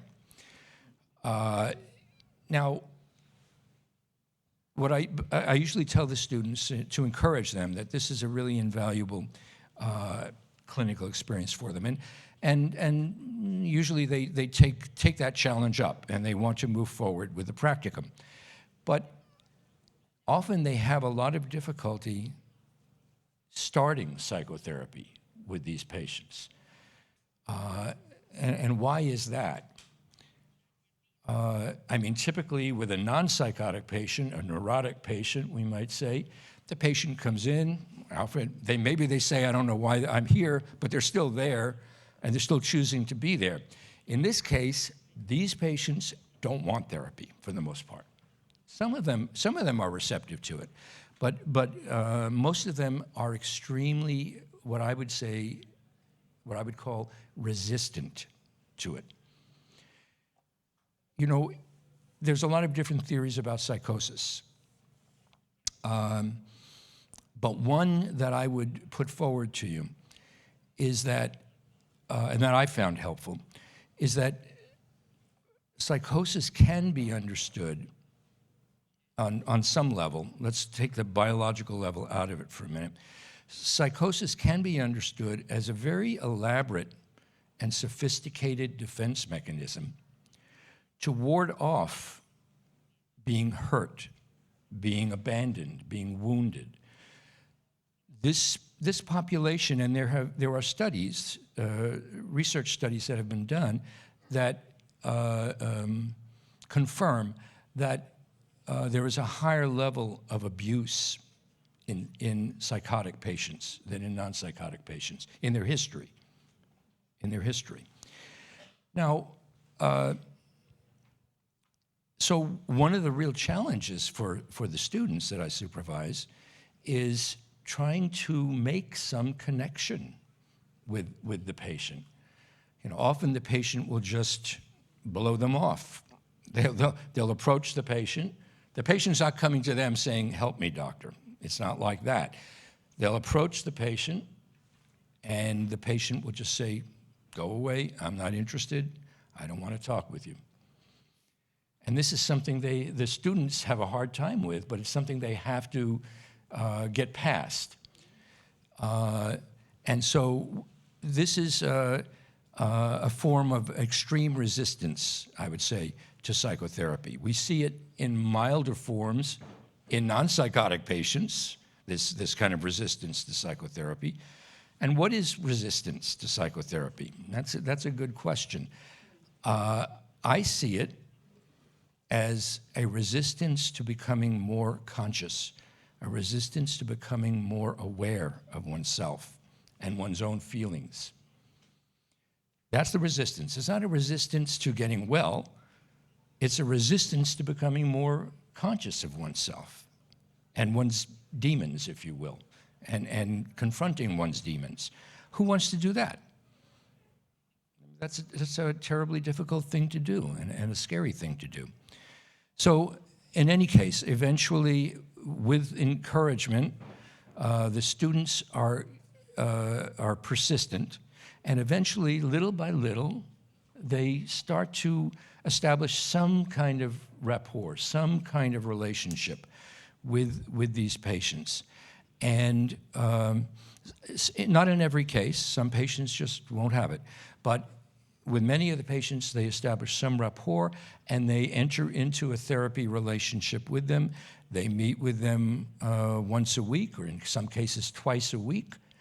And based on my experience, I can't empirically prove this, but based on my experience in terms of what I've observed and in supervising these students, the patients do benefit from this relationship. Now, I want to say something also about the interaction of psychopharmacology and psychotherapy. Do I have another couple of minutes? Yeah? Okay. So my experience as a psychotherapist, and I've been doing it for almost 50 years now. It's a long time. My experience is that the judicious use of psychiatric medications can be extremely beneficial and helpful in doing psychotherapy. In other words, it can help the psychotherapeutic process. And one of the reasons it can do that is that it can help the patient tolerate what Rollo may refer to as the daimonic, meaning it can help the patient tolerate very intense emotions and feelings and impulses and feelings that they wouldn't ordinarily be able or willing to tolerate. And that helps them to become more accepting of the psychotherapy, rather than dropping out, terminating prematurely, that sort of thing. So I think that the combined use of psychopharmacology, when it's used judiciously and appropriately with psychotherapy, is the most effective treatment for psychosis. You know, there are also studies that have shown that it's also the use of psychopharmacology and psychotherapy is also the most efficacious treatment for any forms of depression, anything more than mild depression. So but the issue I have with the use of psychopharmacology sometimes is the overuse of psychopharmacology, and I think it was mentioned earlier, the tendency to use only psychopharmacology, and in which case you have to use more psychopharmacology, because one of the things that these psychiatric medications do is in my view, they suppress the daimonic. They suppress these intense emotions that the patient might have. Anger, rage, that sort of thing. Love, guilt, sadness. They suppress them. They mitigate them.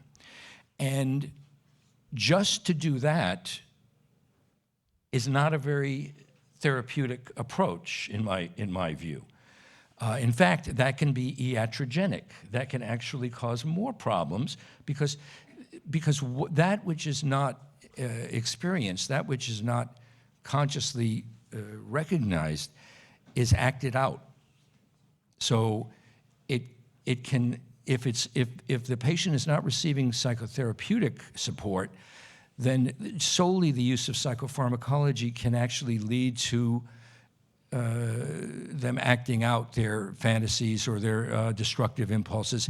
And if you look at a lot of these the details of these mass shootings, that we experience in the United States so much, often the people who perpetrate these mass shootings were taking psychiatric medications, not getting psychotherapy usually, but taking psychiatric medications. I'm not blaming the psychiatric medications, but what I'm saying is it's in my view, it's not a sufficient or adequate approach. So I guess I'm encouraging the use of both psychotherapy and psychopharmacology, and I think that even with psychotic patients, I mean, Carl Jung used to work with psychotic patients at the Burgholzli in Zurich. And one of the things, he was applying Freud's ideas, and he had some success working with the patients there. He was a resident. But, he said psychotherapy with psychotic patients is possible, but it's extremely difficult. That was his conclusion. But he did it, and it is difficult, and it is very challenging, but it can also be very rewarding for both the patient and for the psychotherapist. So I think I'll leave it at that, and if there are any questions, I'm happy to address them.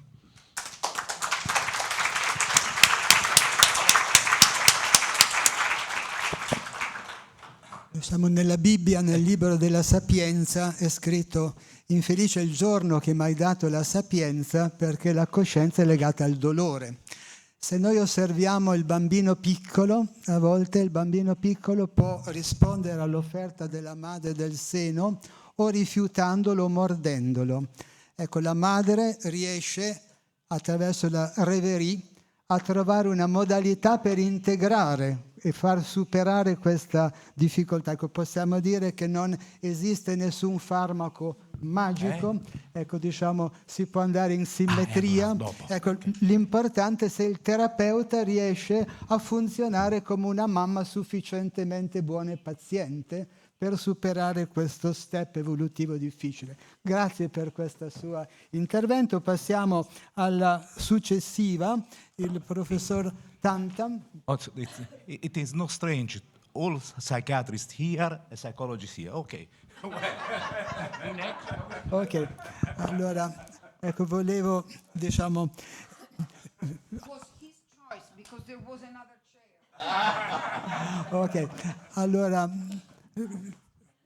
leggendo il profilo biografico del professor Tantam mi sono sentito molto vicino, perché anch'io ho lavorato quasi 40 anni nel Servizio Sanitario Nazionale in Italia, quindi siamo due psichiatri di lungo corso, nel National Health Service, e professore emerito dell'Università di Sheffield, e abbiamo sentito prima una componente un po' della scuola statunitense. Adesso passiamo, diciamo, del Regno Unito. Ecco, associo solo che il primo libro di psichiatria che io ho letto nel 1970 era L'Io diviso di Ronald Lang, e quindi diciamo che mi ha avvicinato indirettamente a quella che è una prospettiva fenomenologica del lavoro sulle psicosi. Quindi ecco, do la parola al professor Tandan, che ci parlerà di Psychiatry and Design.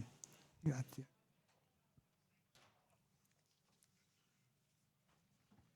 Okay, thank you very much. I'm going to stand up because the people at the back can't see us, I think, if you...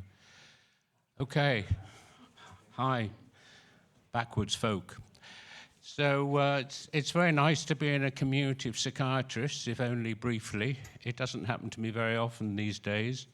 And I recognize the same things that dogged my career when I was just a psychiatrist: funding, you know, resistance, difficult patients, forensic issues, all those things. But I've kind of liberated myself through old age, I suppose. And of course, being the colleague of Emmy van Derzen and becoming kind of accepted by those of you who are existential psychotherapists has also been a kind of liberation. But it's hard to go back to school in a way when you're my age. So I've had things to learn. One of the things I've been learning recently, or revisiting in fact, if I could have the next slide.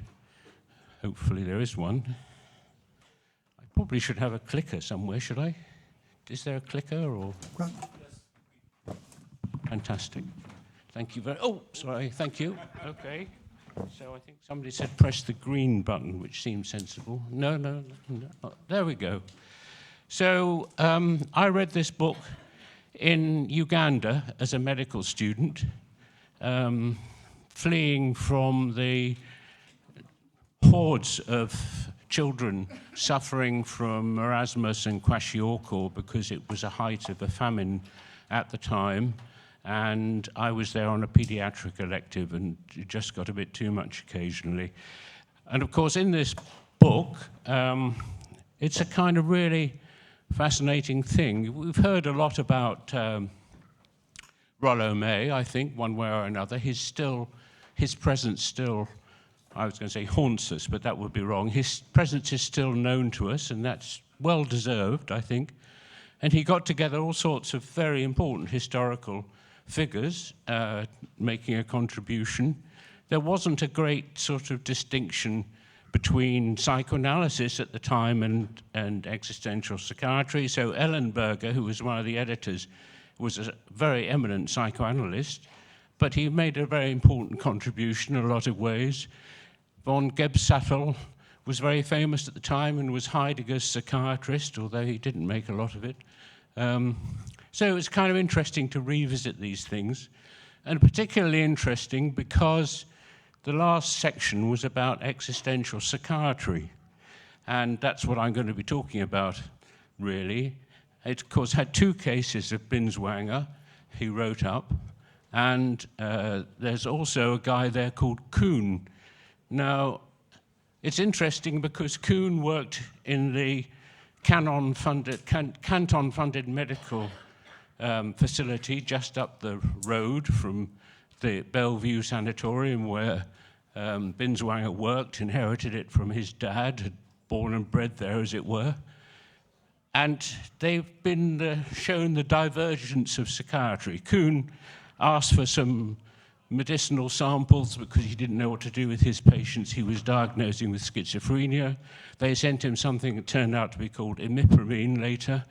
One patient he'd thought had schizophrenia recovered enormously, so being a good psychiatrist, he re-diagnosed her as having depression, and that was the start of the one start of the psychopharmacological revolution that psychiatrists have pinned a lot of hopes on.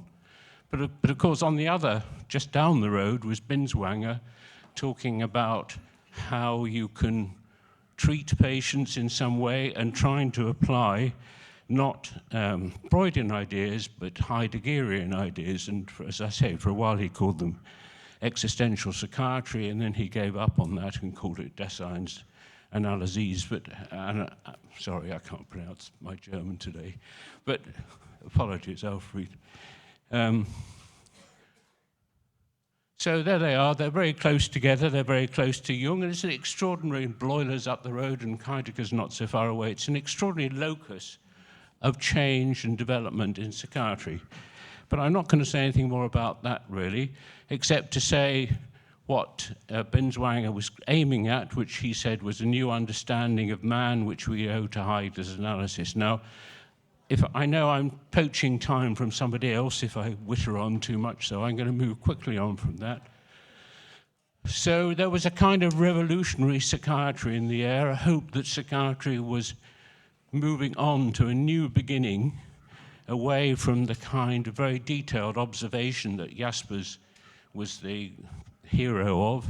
He hardly ever saw I don't think he did see a patient, because he was advised not to go onto the ward because of his chest, so he spent his time in the library, I think, and then, of course, became a philosopher, so he wasn't really entitled to see patients at that point.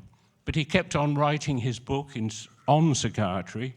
It was incredibly influential, and, of course, he covered phenomenology there, which didn't impress him because he didn't like Husserl's work and so much, and so on and so forth. But it's been a very influential approach, but it's an approach that in some ways has gone back to his teacher, Brentano, to have us as psychiatrists look very carefully at people, but somehow not know what to do with them. It's a kind of weird situation. We're kind of disinterested observers in a funny kind of way, and occasionally are called to write a report that might influence somebody's life forever, but other than that, or we prescribe, and if we don't prescribe successfully, we prescribe something else, as Stephen said. And it's funny, when you stop writing prescriptions, that happened to me about 20 so years ago, and I felt bereft for a week or so. But this whole thing led to a real change, and the crucial thing about the change in British psychiatry and to some degree in Saz and his influence on American psychiatry was to say that we should take seriously this idea of being in the world.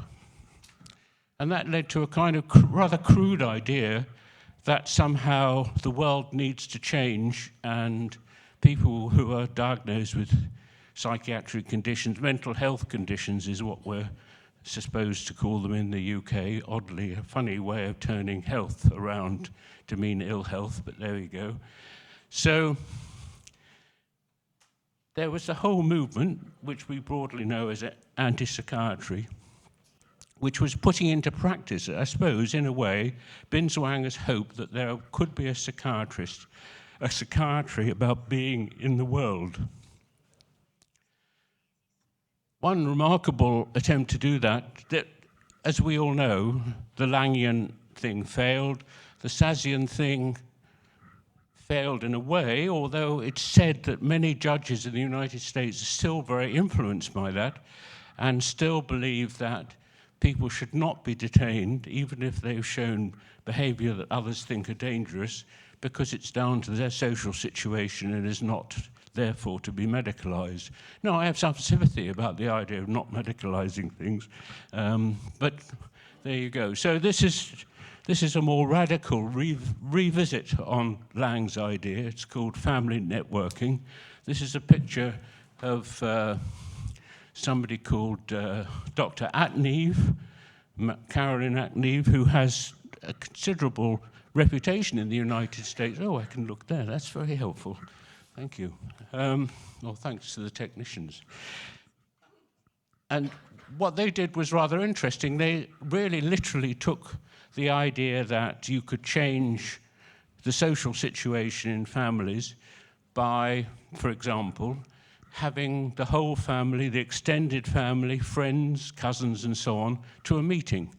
And you also had the person who was considered to be the patient as far as the meeting was concerned.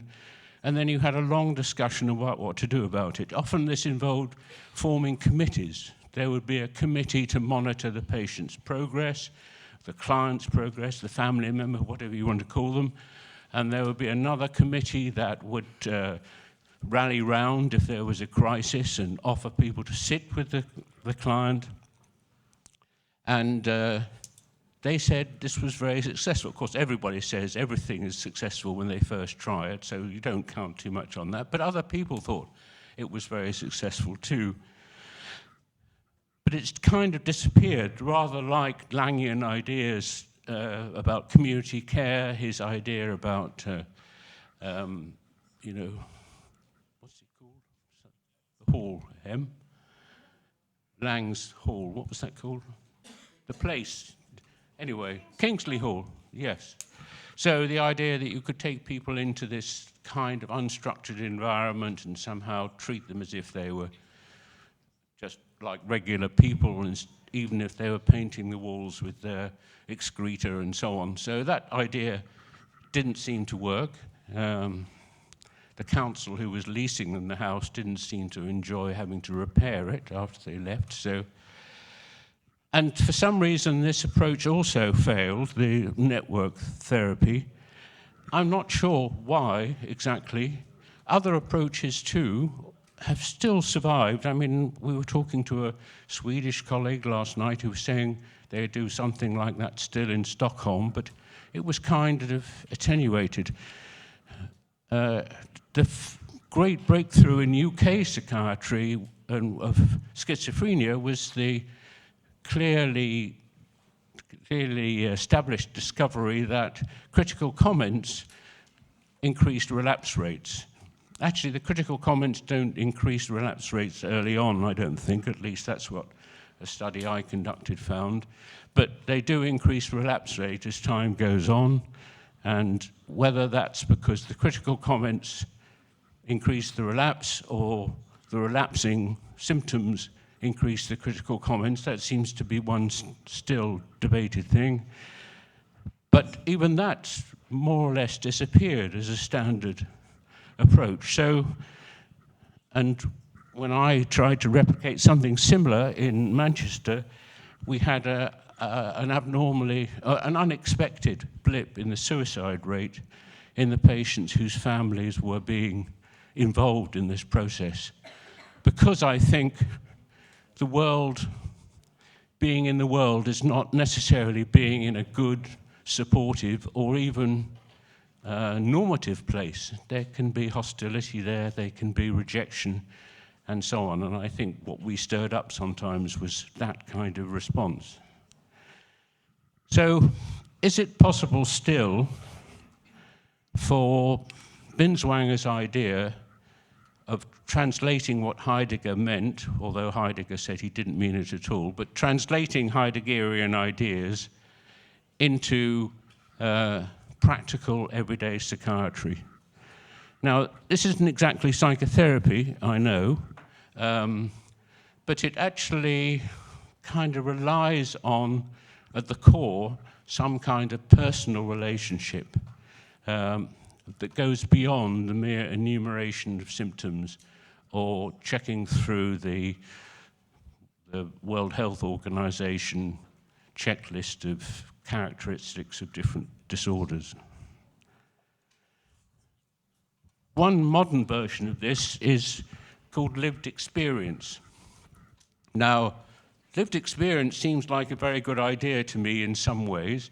The idea is that to really understand somebody, you have to know what their world is, and you can never really know that yourself unless you've shared that experience. Of course, some psychiatrists have been psychotic and so on, so they don't necessarily need to find somebody to help them understand what it's like. Certainly in the psychiatry of intellectual disability, it's become increasingly common that you come along with somebody who will say, who you trust, will know what you're experiencing.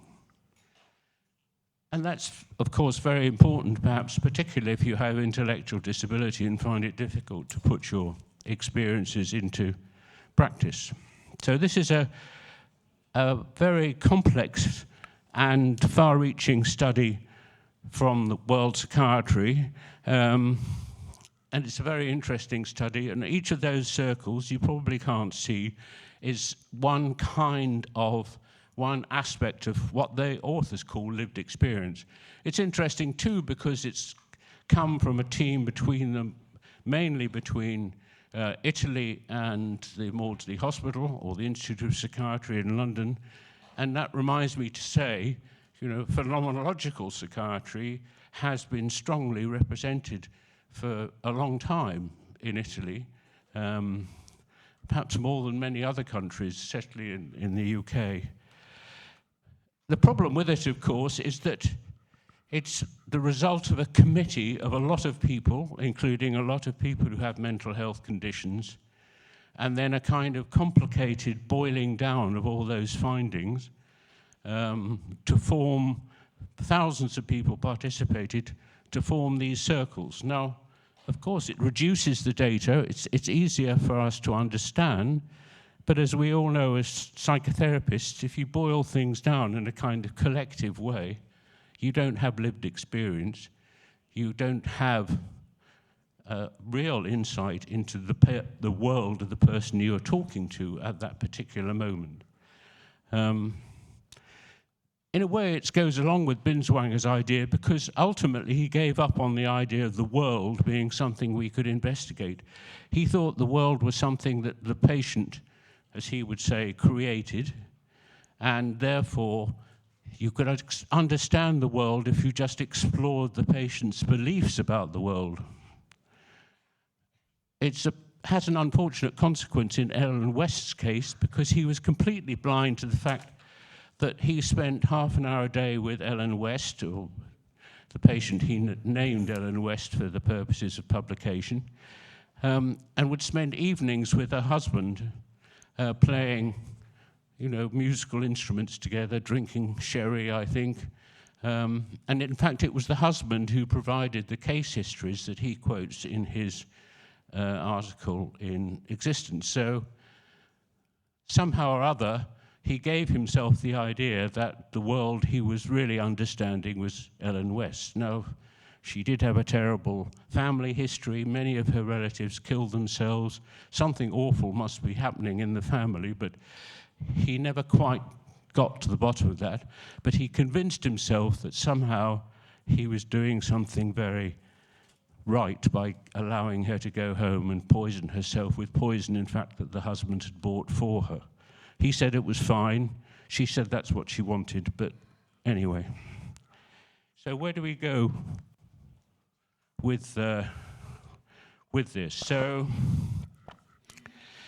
a little bit of my book, my most recent book, which is called Challenging Psychiatry's Reliance on the Disease Model, which mainly challenges psychiatry's reliance on the disease model, and particularly the use of diagnosis, has to address, well, what do you have if you don't have diagnosis? Now, I don't think it makes any sense at all to do what Tom Saz says and said, oh, well, then we'll just say disease doesn't exist at all, or anything like disease.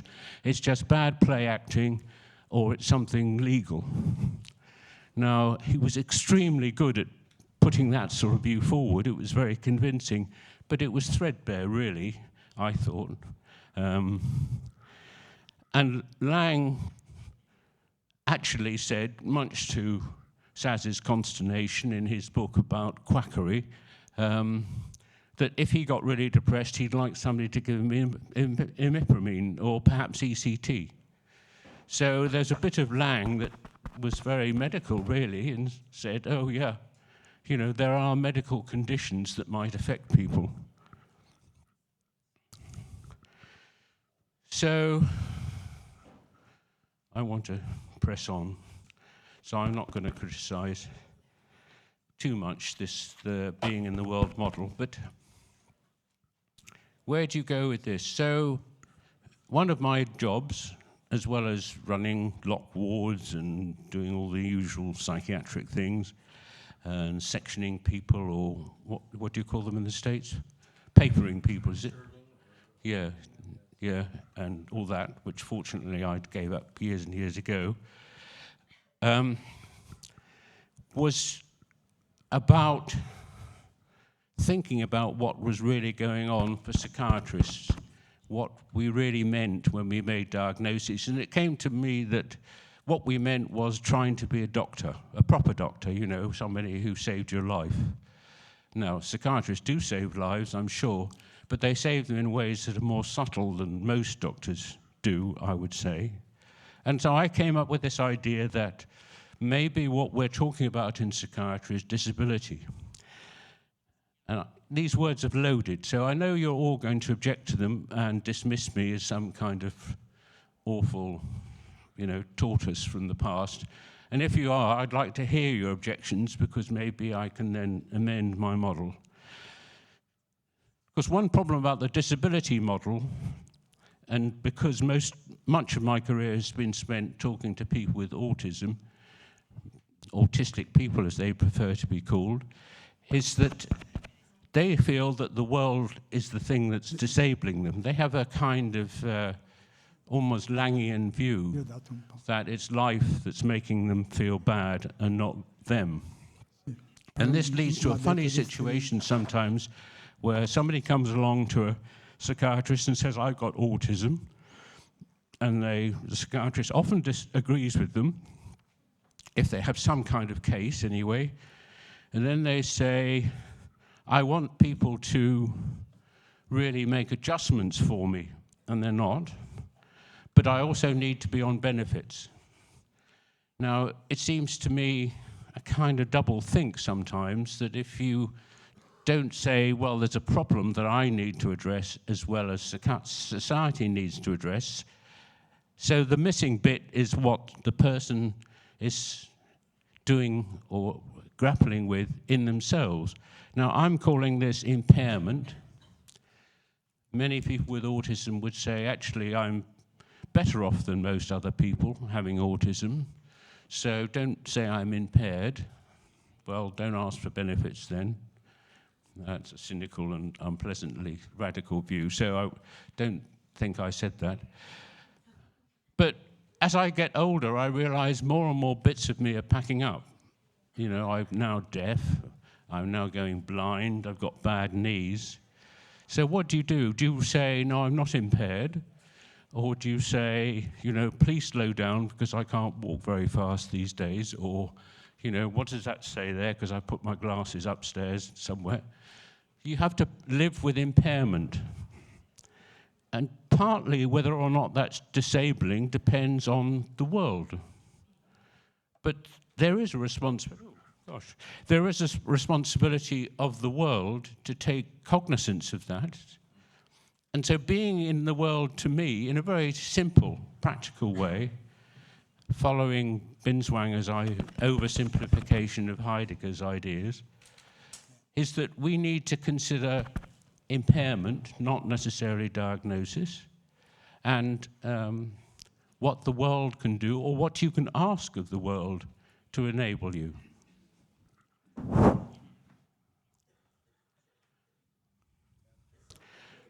And of course, in the UK, we've become very proud of our Paralympians. For the very first time, the Paralympics got big coverage. Yep. Time. Okay. Do I have to stop now? Yeah? Can I just explain this slide? 2 minutes. 2 minutes. Okay, so these are Paralympians coming home from the Paris Olympics, and they've just, to be a Paralympian, you have to have 1 of 10 specified impairments. So they've really gone public about their impairments, and they've gone public about how society, or in this case, the Athletics Association, can enable them. And if I had time, and I promised to give you a case history, I would have talked about Michael Lauder and his fiancée, Carrie Costello, who he knifed when she was in her late pregnancy. But since I don't have time, that'll be for another day. Thank you very much. Grazie.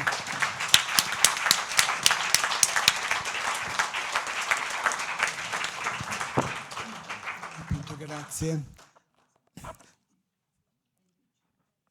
così abbiamo ripassato da vicino la differenza tra quello che può essere una prospettiva antipsichiatrica e una prospettiva della psichiatria anti-istituzionale, che sono cose diverse. Abbiamo avvicinato l'idea che la libertà può essere terapeutica, però la premessa trasversale è la dignità.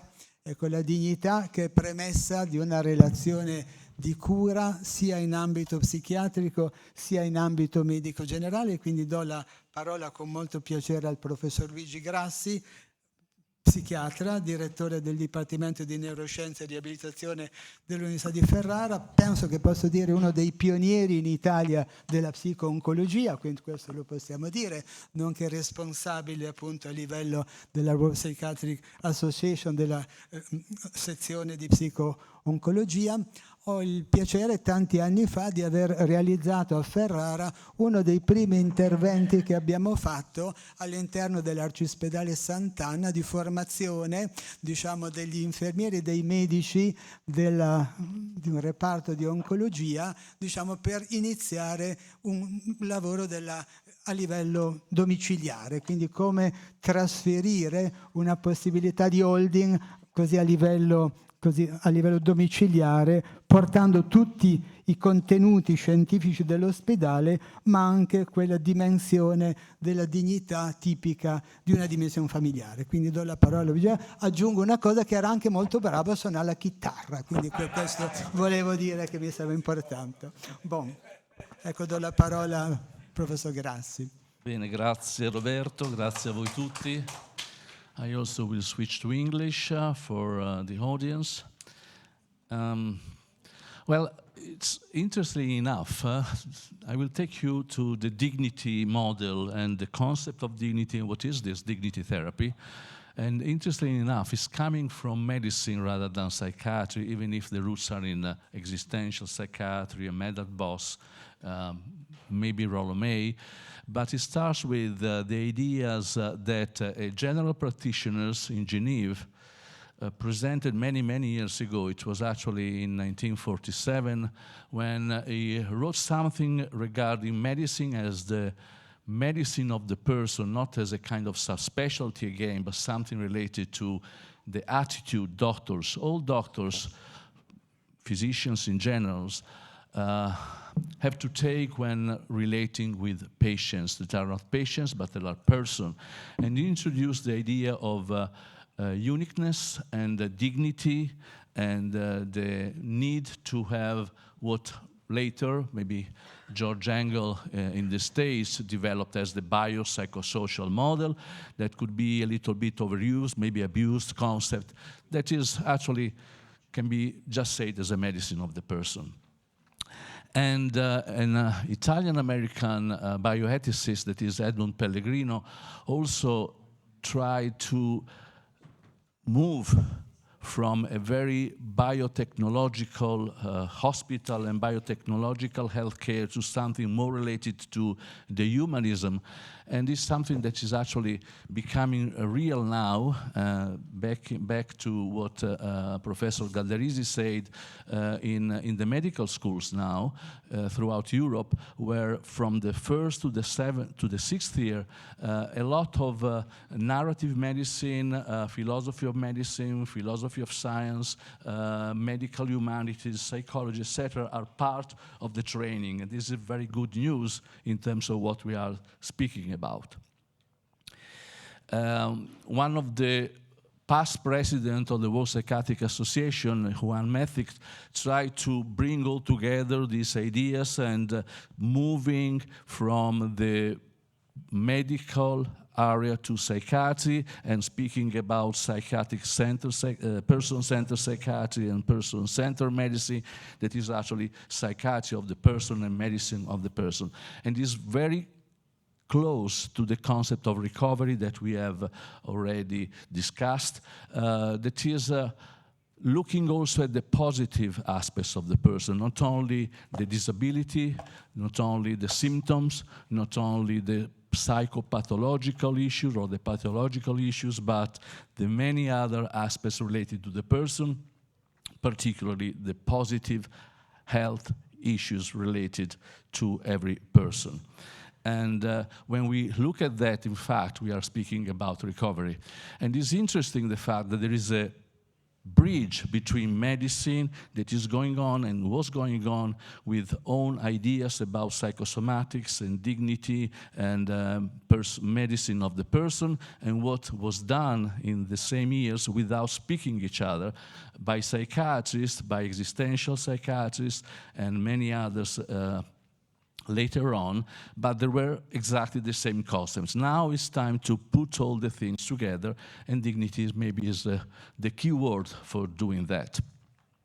In fact, it is a psychiatrist working in Canada at the University of Manitoba, that is Harvey Chochinov, that worked a lot in the medical field, particularly in the palliative care system, actually speaking about the fact that psychiatry and palliative care are the two sides of the same coin. It is very interesting to understand that, since I'm really profoundly convinced that also psychiatry is in a sort of kind of palliative medicine field, in the sense that we are palliating many times rather than curing or healing people.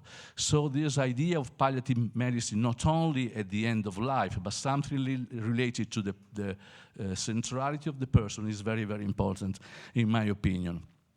Chochinov started actually looking at dignity at the end of life and developing his model, including dignity therapy, that I will discuss with you in a moment, speaking about dignity conserving care and helping the medical field to become more human, if we can say that. He spoke about the ABCD of medicine, actually trying to help people to remember what is the life, basic life support for those who are reanimating and resuscitating people. So air, breath, circulation, and defibrillation, as a way to memorize and remember very well that A is attitude, B behavior, C compassion, and D dialogue and dignity. And the roots of that, back to the existential issues, and what we have heard today in the morning about Viktor Frankl, is actually related to the big field of meaning-centered psychotherapy. And dignity therapy has roots in Viktor Frankl logotherapy, and in part in what in the States has been done again in the palliative care field with regard to giving meaning at the end of life to people dying for life-threatening disease, but also from their family members. Dignity is interesting as a concept because we know, besides the human rights and besides what the World Health Organization says or the World Union says about dignity and the right to be treated in a dignitous way, that is something related to the value of myself as a person, the respect that I receive from others, and that these different, I can say, parts of two different sides of the same coin, that is the intrinsic dignity, something that relates to me as myself, as a person, and what others give to me in terms of dignity, that is extrinsic dignity or dignity in relation. That means the doctor-patient relationship or the person-to-person relationships in the healthcare system. The framework of dignity, according to Chochinov, that is a way to create something that could be clear in order not to be too vague, but quite concrete, that is illness-related concerns, the many different psychological and physical aspects related to illness, dignity-conserving care, and the relationships the relationship with the healthcare professionals, meaning social dignity and social dignity dimensions. Medical care means also to speak of spirituality, and that means transition from hopelessness to wholeness can be done if we use dignity as a kind of keyword for our clinical activity in the different settings. Could be the hospital, could be the outpatient clinics. Dignity therapy means to have a dialogue with the person, to record this dialogue, to go into the personal values of the person, what you have done in your life that can be really useful for you, but also useful for others, as an example, as a legacy of your existence, all the steps that you have done in terms of leaving something to others. Generativity, continuity of the self, role preservation, maintenance of pride, hopefulness, aftermath concerns, and care tenor are the different parts that are investigating during this meeting and dialogue with the patient. We are speaking about end-of-life care, and you can imagine the importance for a person that is at the end of life, leaving something as a continuity of the person is her or himself for others that remain. But if we move from the end-of-life care, from the palliative care to psychiatry, we find many, many possible applications of dignity therapy. Chochinov also showed the efficacy of dignity therapy again in a palliative care setting with the randomized clinical trial, trying to see the possible differences between dignity therapy, treatment as usual palliative care, or counseling, and found that dignity therapy were most effective in improving quality of life, demoralization, spiritual well-being, etc. Our experience is to apply this kind of, I can say, method or atmosphere in training medical students, but also residents of different medical specialties, not only psychiatrists, and creating the basis for having meaning-centered psychotherapy as a possible intervention in our services that Roberto was actually speaking of in the national health system.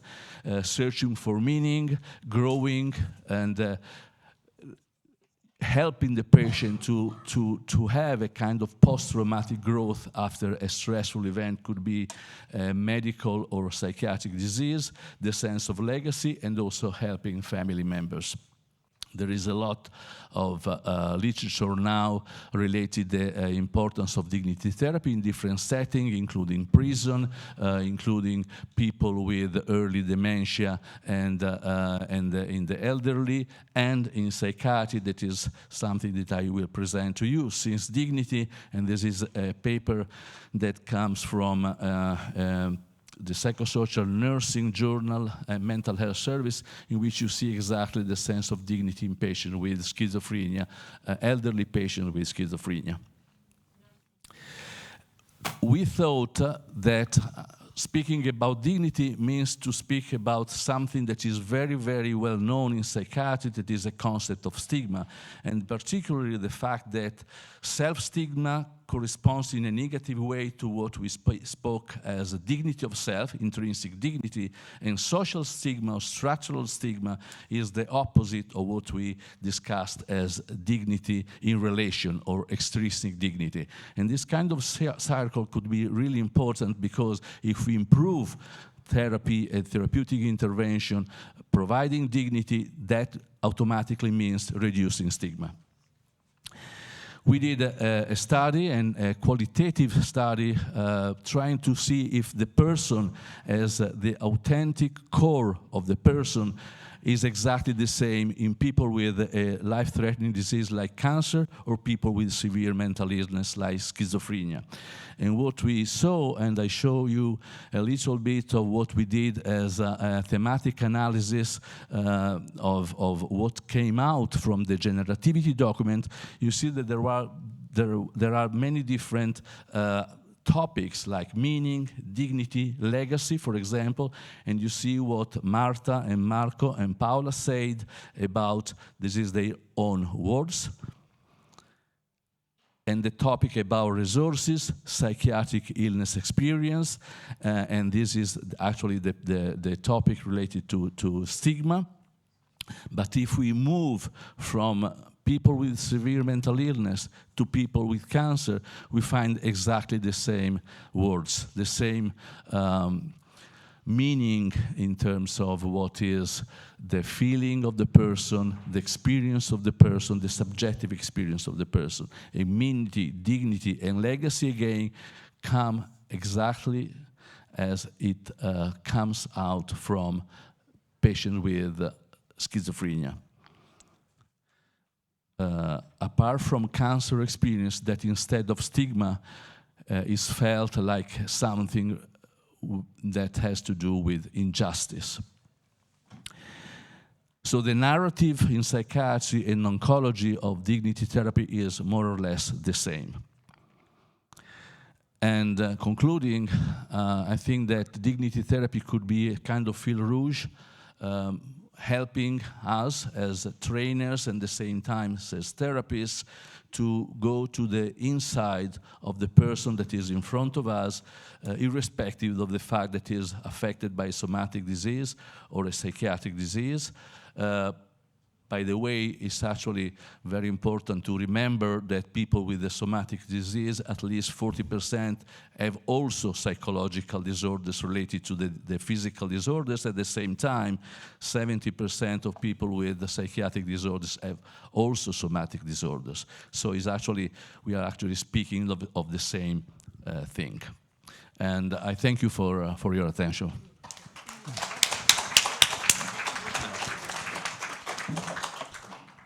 Grazie. Ecco, diciamo, potremmo concludere ricordando quel che diceva appunto il pittore Cézanne, che diceva: il pittore non può ricreare il sole, ma lo può rappresentare. Analogamente potremmo dire che la relazione terapeutica non può in maniera onnipotente trasformare il mondo, ma può rendere possibile una narrazione illuminata, dignitosa, capace di sviluppare le potenzialità e di accettare i limiti che sono ben segnati nel serpentello, diciamo, della figura dei medici, appunto, che ricorda che Esculapio così all'inizio pensava di essere onnipotente e quindi Zeus l'ha mandato nella costellazione del Serpentario per dargli un po' una regolata e per dargli un po' un senso del limite. Ecco, il senso del limite è l'altro lato che rende possibile una libertà, come dire, responsabile rispetto a noi stessi e rispetto alle persone che sono affidate alle nostre cure. Ringraziamo tutti gli autori e adesso abbiamo un po' di spazio per qualche domanda. Oh, ok. Ok? Ok, dai. 5:45, ok. Very, yes. One moment, please. Very brief question for Armida. About today I talked about a lot about the integrated therapy, integrated treatment, and I think that every professional must be deeply familiar with the work of other professionals to collaborate with him. I think that need of a specific training for this. What about this? I agree. And the role of psychiatrists is to be the coordinator of all these cares, of this approach and all these interventions. And we do need to know what is possible to do with several aspects, from stigma, from let's say psychological interventions and psychosocial interventions, because that sometimes are very important for helping people regain a perspective and a recovery plan.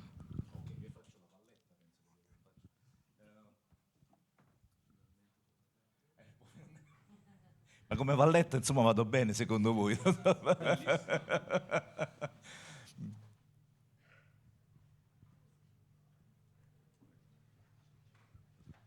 Thank you for your presentations. And while listening to you all, and especially Stephen Diamond, I thought I was thinking about open dialogue. And I somehow was wondering, what do you think of it? Because open dialogue is a really very practical way how psychotherapeutically first psychosis could be treated. And although open dialogue has no direct connection to Lang, but actually the ideas behind open dialogue are very similar to Langian ideas. And actually there is a solid evidence that open dialogue is quite effective for first psychosis, and using very little psychopharmacological interventions, or almost none of it. So I was just wondering, what do you think of it, and how do you think why it's not spreading much beyond the West Lapland in Finland, where it's used for decades? So I'm really wondering, what do you think of it? Thank you.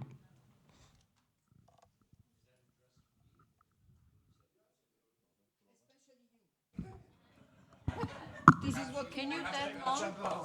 No,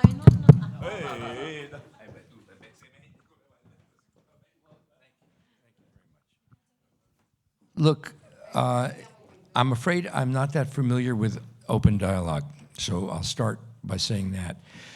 A lot of the experimentation of treating psychosis, Emmy van der Zen is very familiar with this, and Lang's ideas. And, is that the Philadelphia House, Emmy, is that still? The Philadelphia Association. Still has a couple of communities. The Argos has now closed down. Yeah, I mean, unfortunately, I think that these efforts, although well-intentioned, have not been so successful, at least not here, not in the United States. In the UK, maybe, I'm not sure. In Finland, now maybe in Finland they have. I haven't seen studies of that or evidence of that. But I'll say again, or I'll elaborate on what I said before, and that is that I think that the biggest challenge in working with this population with psychosis, what we call psychosis, which another way of thinking about psychosis is that it is a refusal to accept existential reality. It is a refusal to be in the world as the world is. And instead, a fantasy world is created to some extent. So I would still say, though, that the biggest challenge I know for my students is to, and it's the initial part of any psychotherapeutic treatment, is to establish some relationship. I mean, this is basic existential principle, to establish the relationship. Irv Yalom talks a lot about the primary importance of the relationship. Without it, we can do nothing. So getting past this resistance to the relationship in this population, and not all of them are so resistant, but a lot of them are, I think is the biggest challenge. And I'm an existential, and I call what I do existential depth psychology, sort of a combination of existential therapy and analytical psychology, Jung's analytical psychology. So, but I think what I find most helpful in supervising my students and helping them get past this is the importance of presence. Presence. Be present with the person. Be there.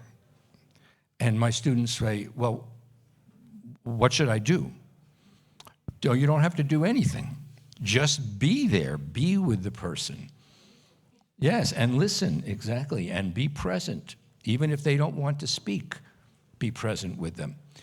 And that is the beginning of establishing some kind of rapport. And that's a very basic existential principle, and I think it's very effective in working with that population.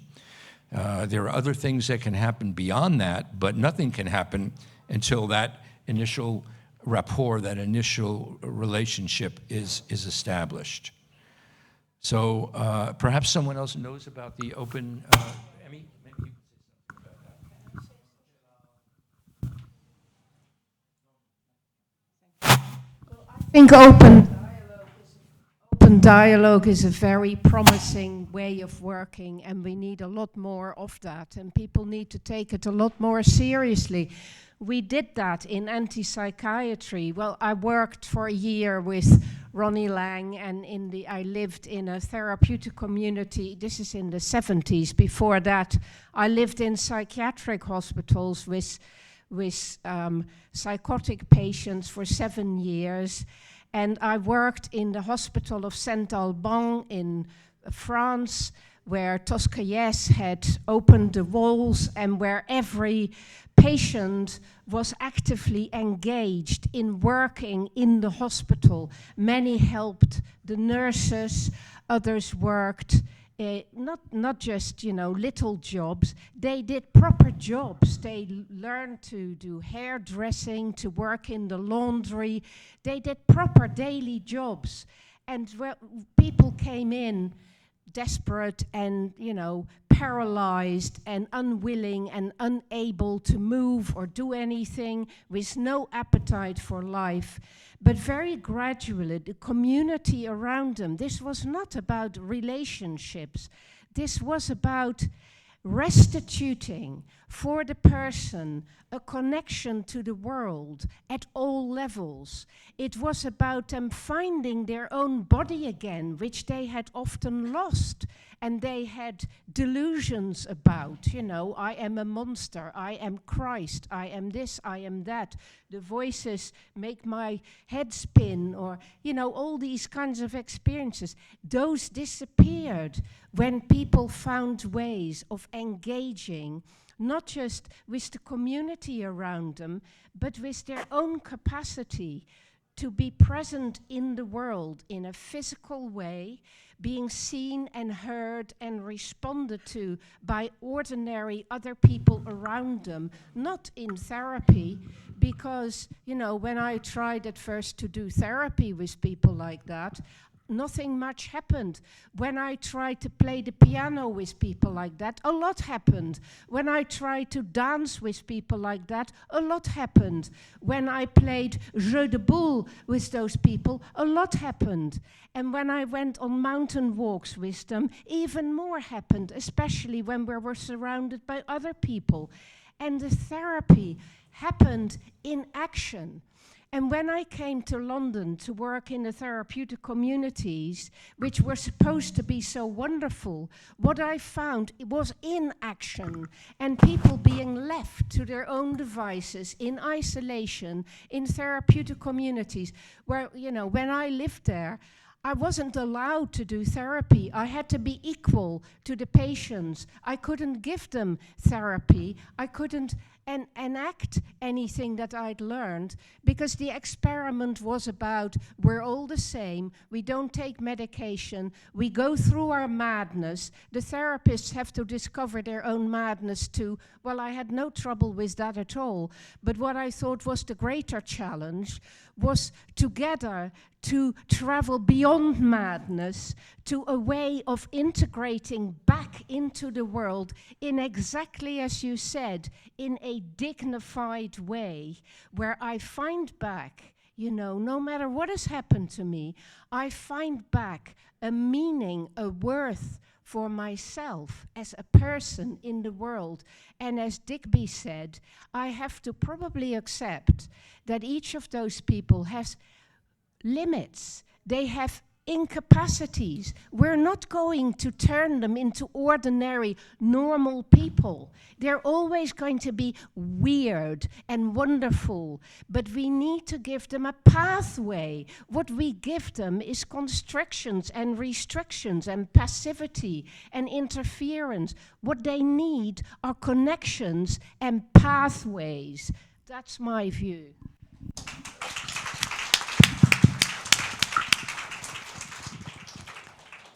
Well, I would like to add a few words to these wonderful possible answers. And my view is actually that many models are extremely interesting and worth exploring. But what is extremely important is always to remind ourselves that we need to personalize, we need to individualize our interventions. I mean, when we talk about first episode psychosis, this is a huge world, including so many different aspects, situations, lifestyles, needs, and also, let me say, histories and milestones that may differ quite a lot from one person to the other. And another important chapter is distinguishing the first episode psychosis from the at-risk mental states, which also is sometimes included. And the open dialogue could be also a model for that, but as we all know, these models very much depend on the different situations, as I said right before, but also on the context.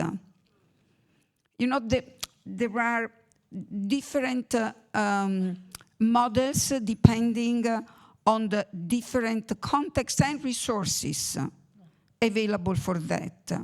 So while I'm always interested in learning more about other experiences, other models in other parts of the world, in other cultures, at the same time, I always believe that we need to tailor each model, and there is an English word for that now doesn't come to my mind, but still è quello di adeguare al contesto, è quello di to adjust to the context. There is a more technical word, but doesn't come at the moment, but doesn't matter. I think that the concept is clear. So I appreciate what you said, and I think that that's quite interesting, but I'm trying to answer the point when you say why it doesn't spread. That was, I think, your main question, and so my guess is that this is one of the reasons. Thank you for your question. Thank you.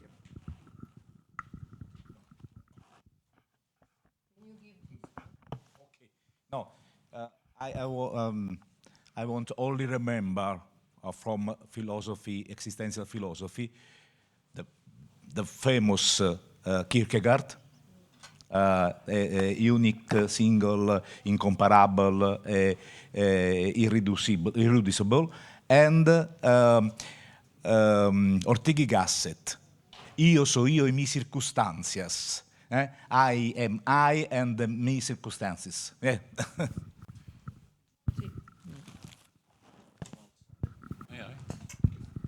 Thank you. We've had a little experience of open dialogue, and I guess what I understand by it is that it's a means of trying to find the truth in everybody's position. But of course, part of it is about each person taking responsibility for exhibiting the truth or doing their best to be honest about it. I think dignity is a great concept, and I'm going to use it in the future because it captures what I was trying to say, one aspect of the responsibility of the world and the responsibility of being in that world. I remember very vividly a patient I rather liked who used to go to the local sweet shop demanding that she be given sweets, and then the shop owner would say, you have to pay, and she'd say, unless you give me these sweets, I'll pee on your floor. And she did pee on his floor a couple of times, so each time she turned up after that, he'd give her the sweets, and then she'd come back to the ward, and she more or less lived on the ward because it was impossible to find anybody who would take somebody who was going to pee in their halfway house.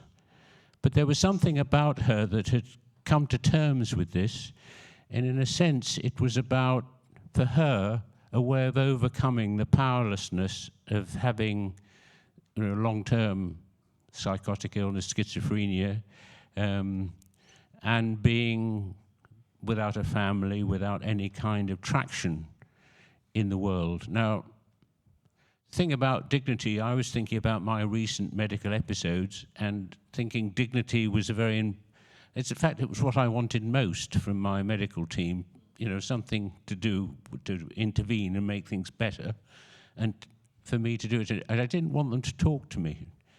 So when I had a stent put in, I didn't particularly want the guy who was catheterizing me to have a discussion or anything. They told me what the stent was going to do a bit, but not all that well. That could have improved, I thought. But they treated me as if this was a regular thing, that not reflecting in any way on my personality, on my social status, on anything, other than the fact that I'd got an atheroma. So that's very good, but somehow as psychiatrists, it's very easy for us to turn back to just seeing it from the individual responsibility perspective. So there's something about finding a way of talking about things that puts the responsibility both on us or on society or on that person's own world as they find it, as it finds them, and their own responsibility to somehow address the issues they're having with the world. And I'm not sure I entirely agree with you, Stephen, that that world is always delusional, or indeed that there is a world that you can say is the normative determinant of delusion. Because, you know, everybody finds themselves in a bit of a different world, and if that world happens to be in the Ukraine, or that world happens to be in a part of Africa facing drought, like Ethiopia, you can't really say you can't really say that their issue is madness quite in relation to that world unless you really understand what that world is, as well as you understand individual responsibilities in the world. And I think that's what makes psychiatry such a challenging and interesting practice. But the theme of dignity somehow does capture that very effectively, as I guess does hope in a way, or legacy. I thought that was a very nice term too for hanging on to something despite. But I guess if you pretend that you don't have cancer, or that, you know, this horrible smell that emanates from an untreated stoma or whatever, then the dignity also goes away. So it's a kind of interactive thing.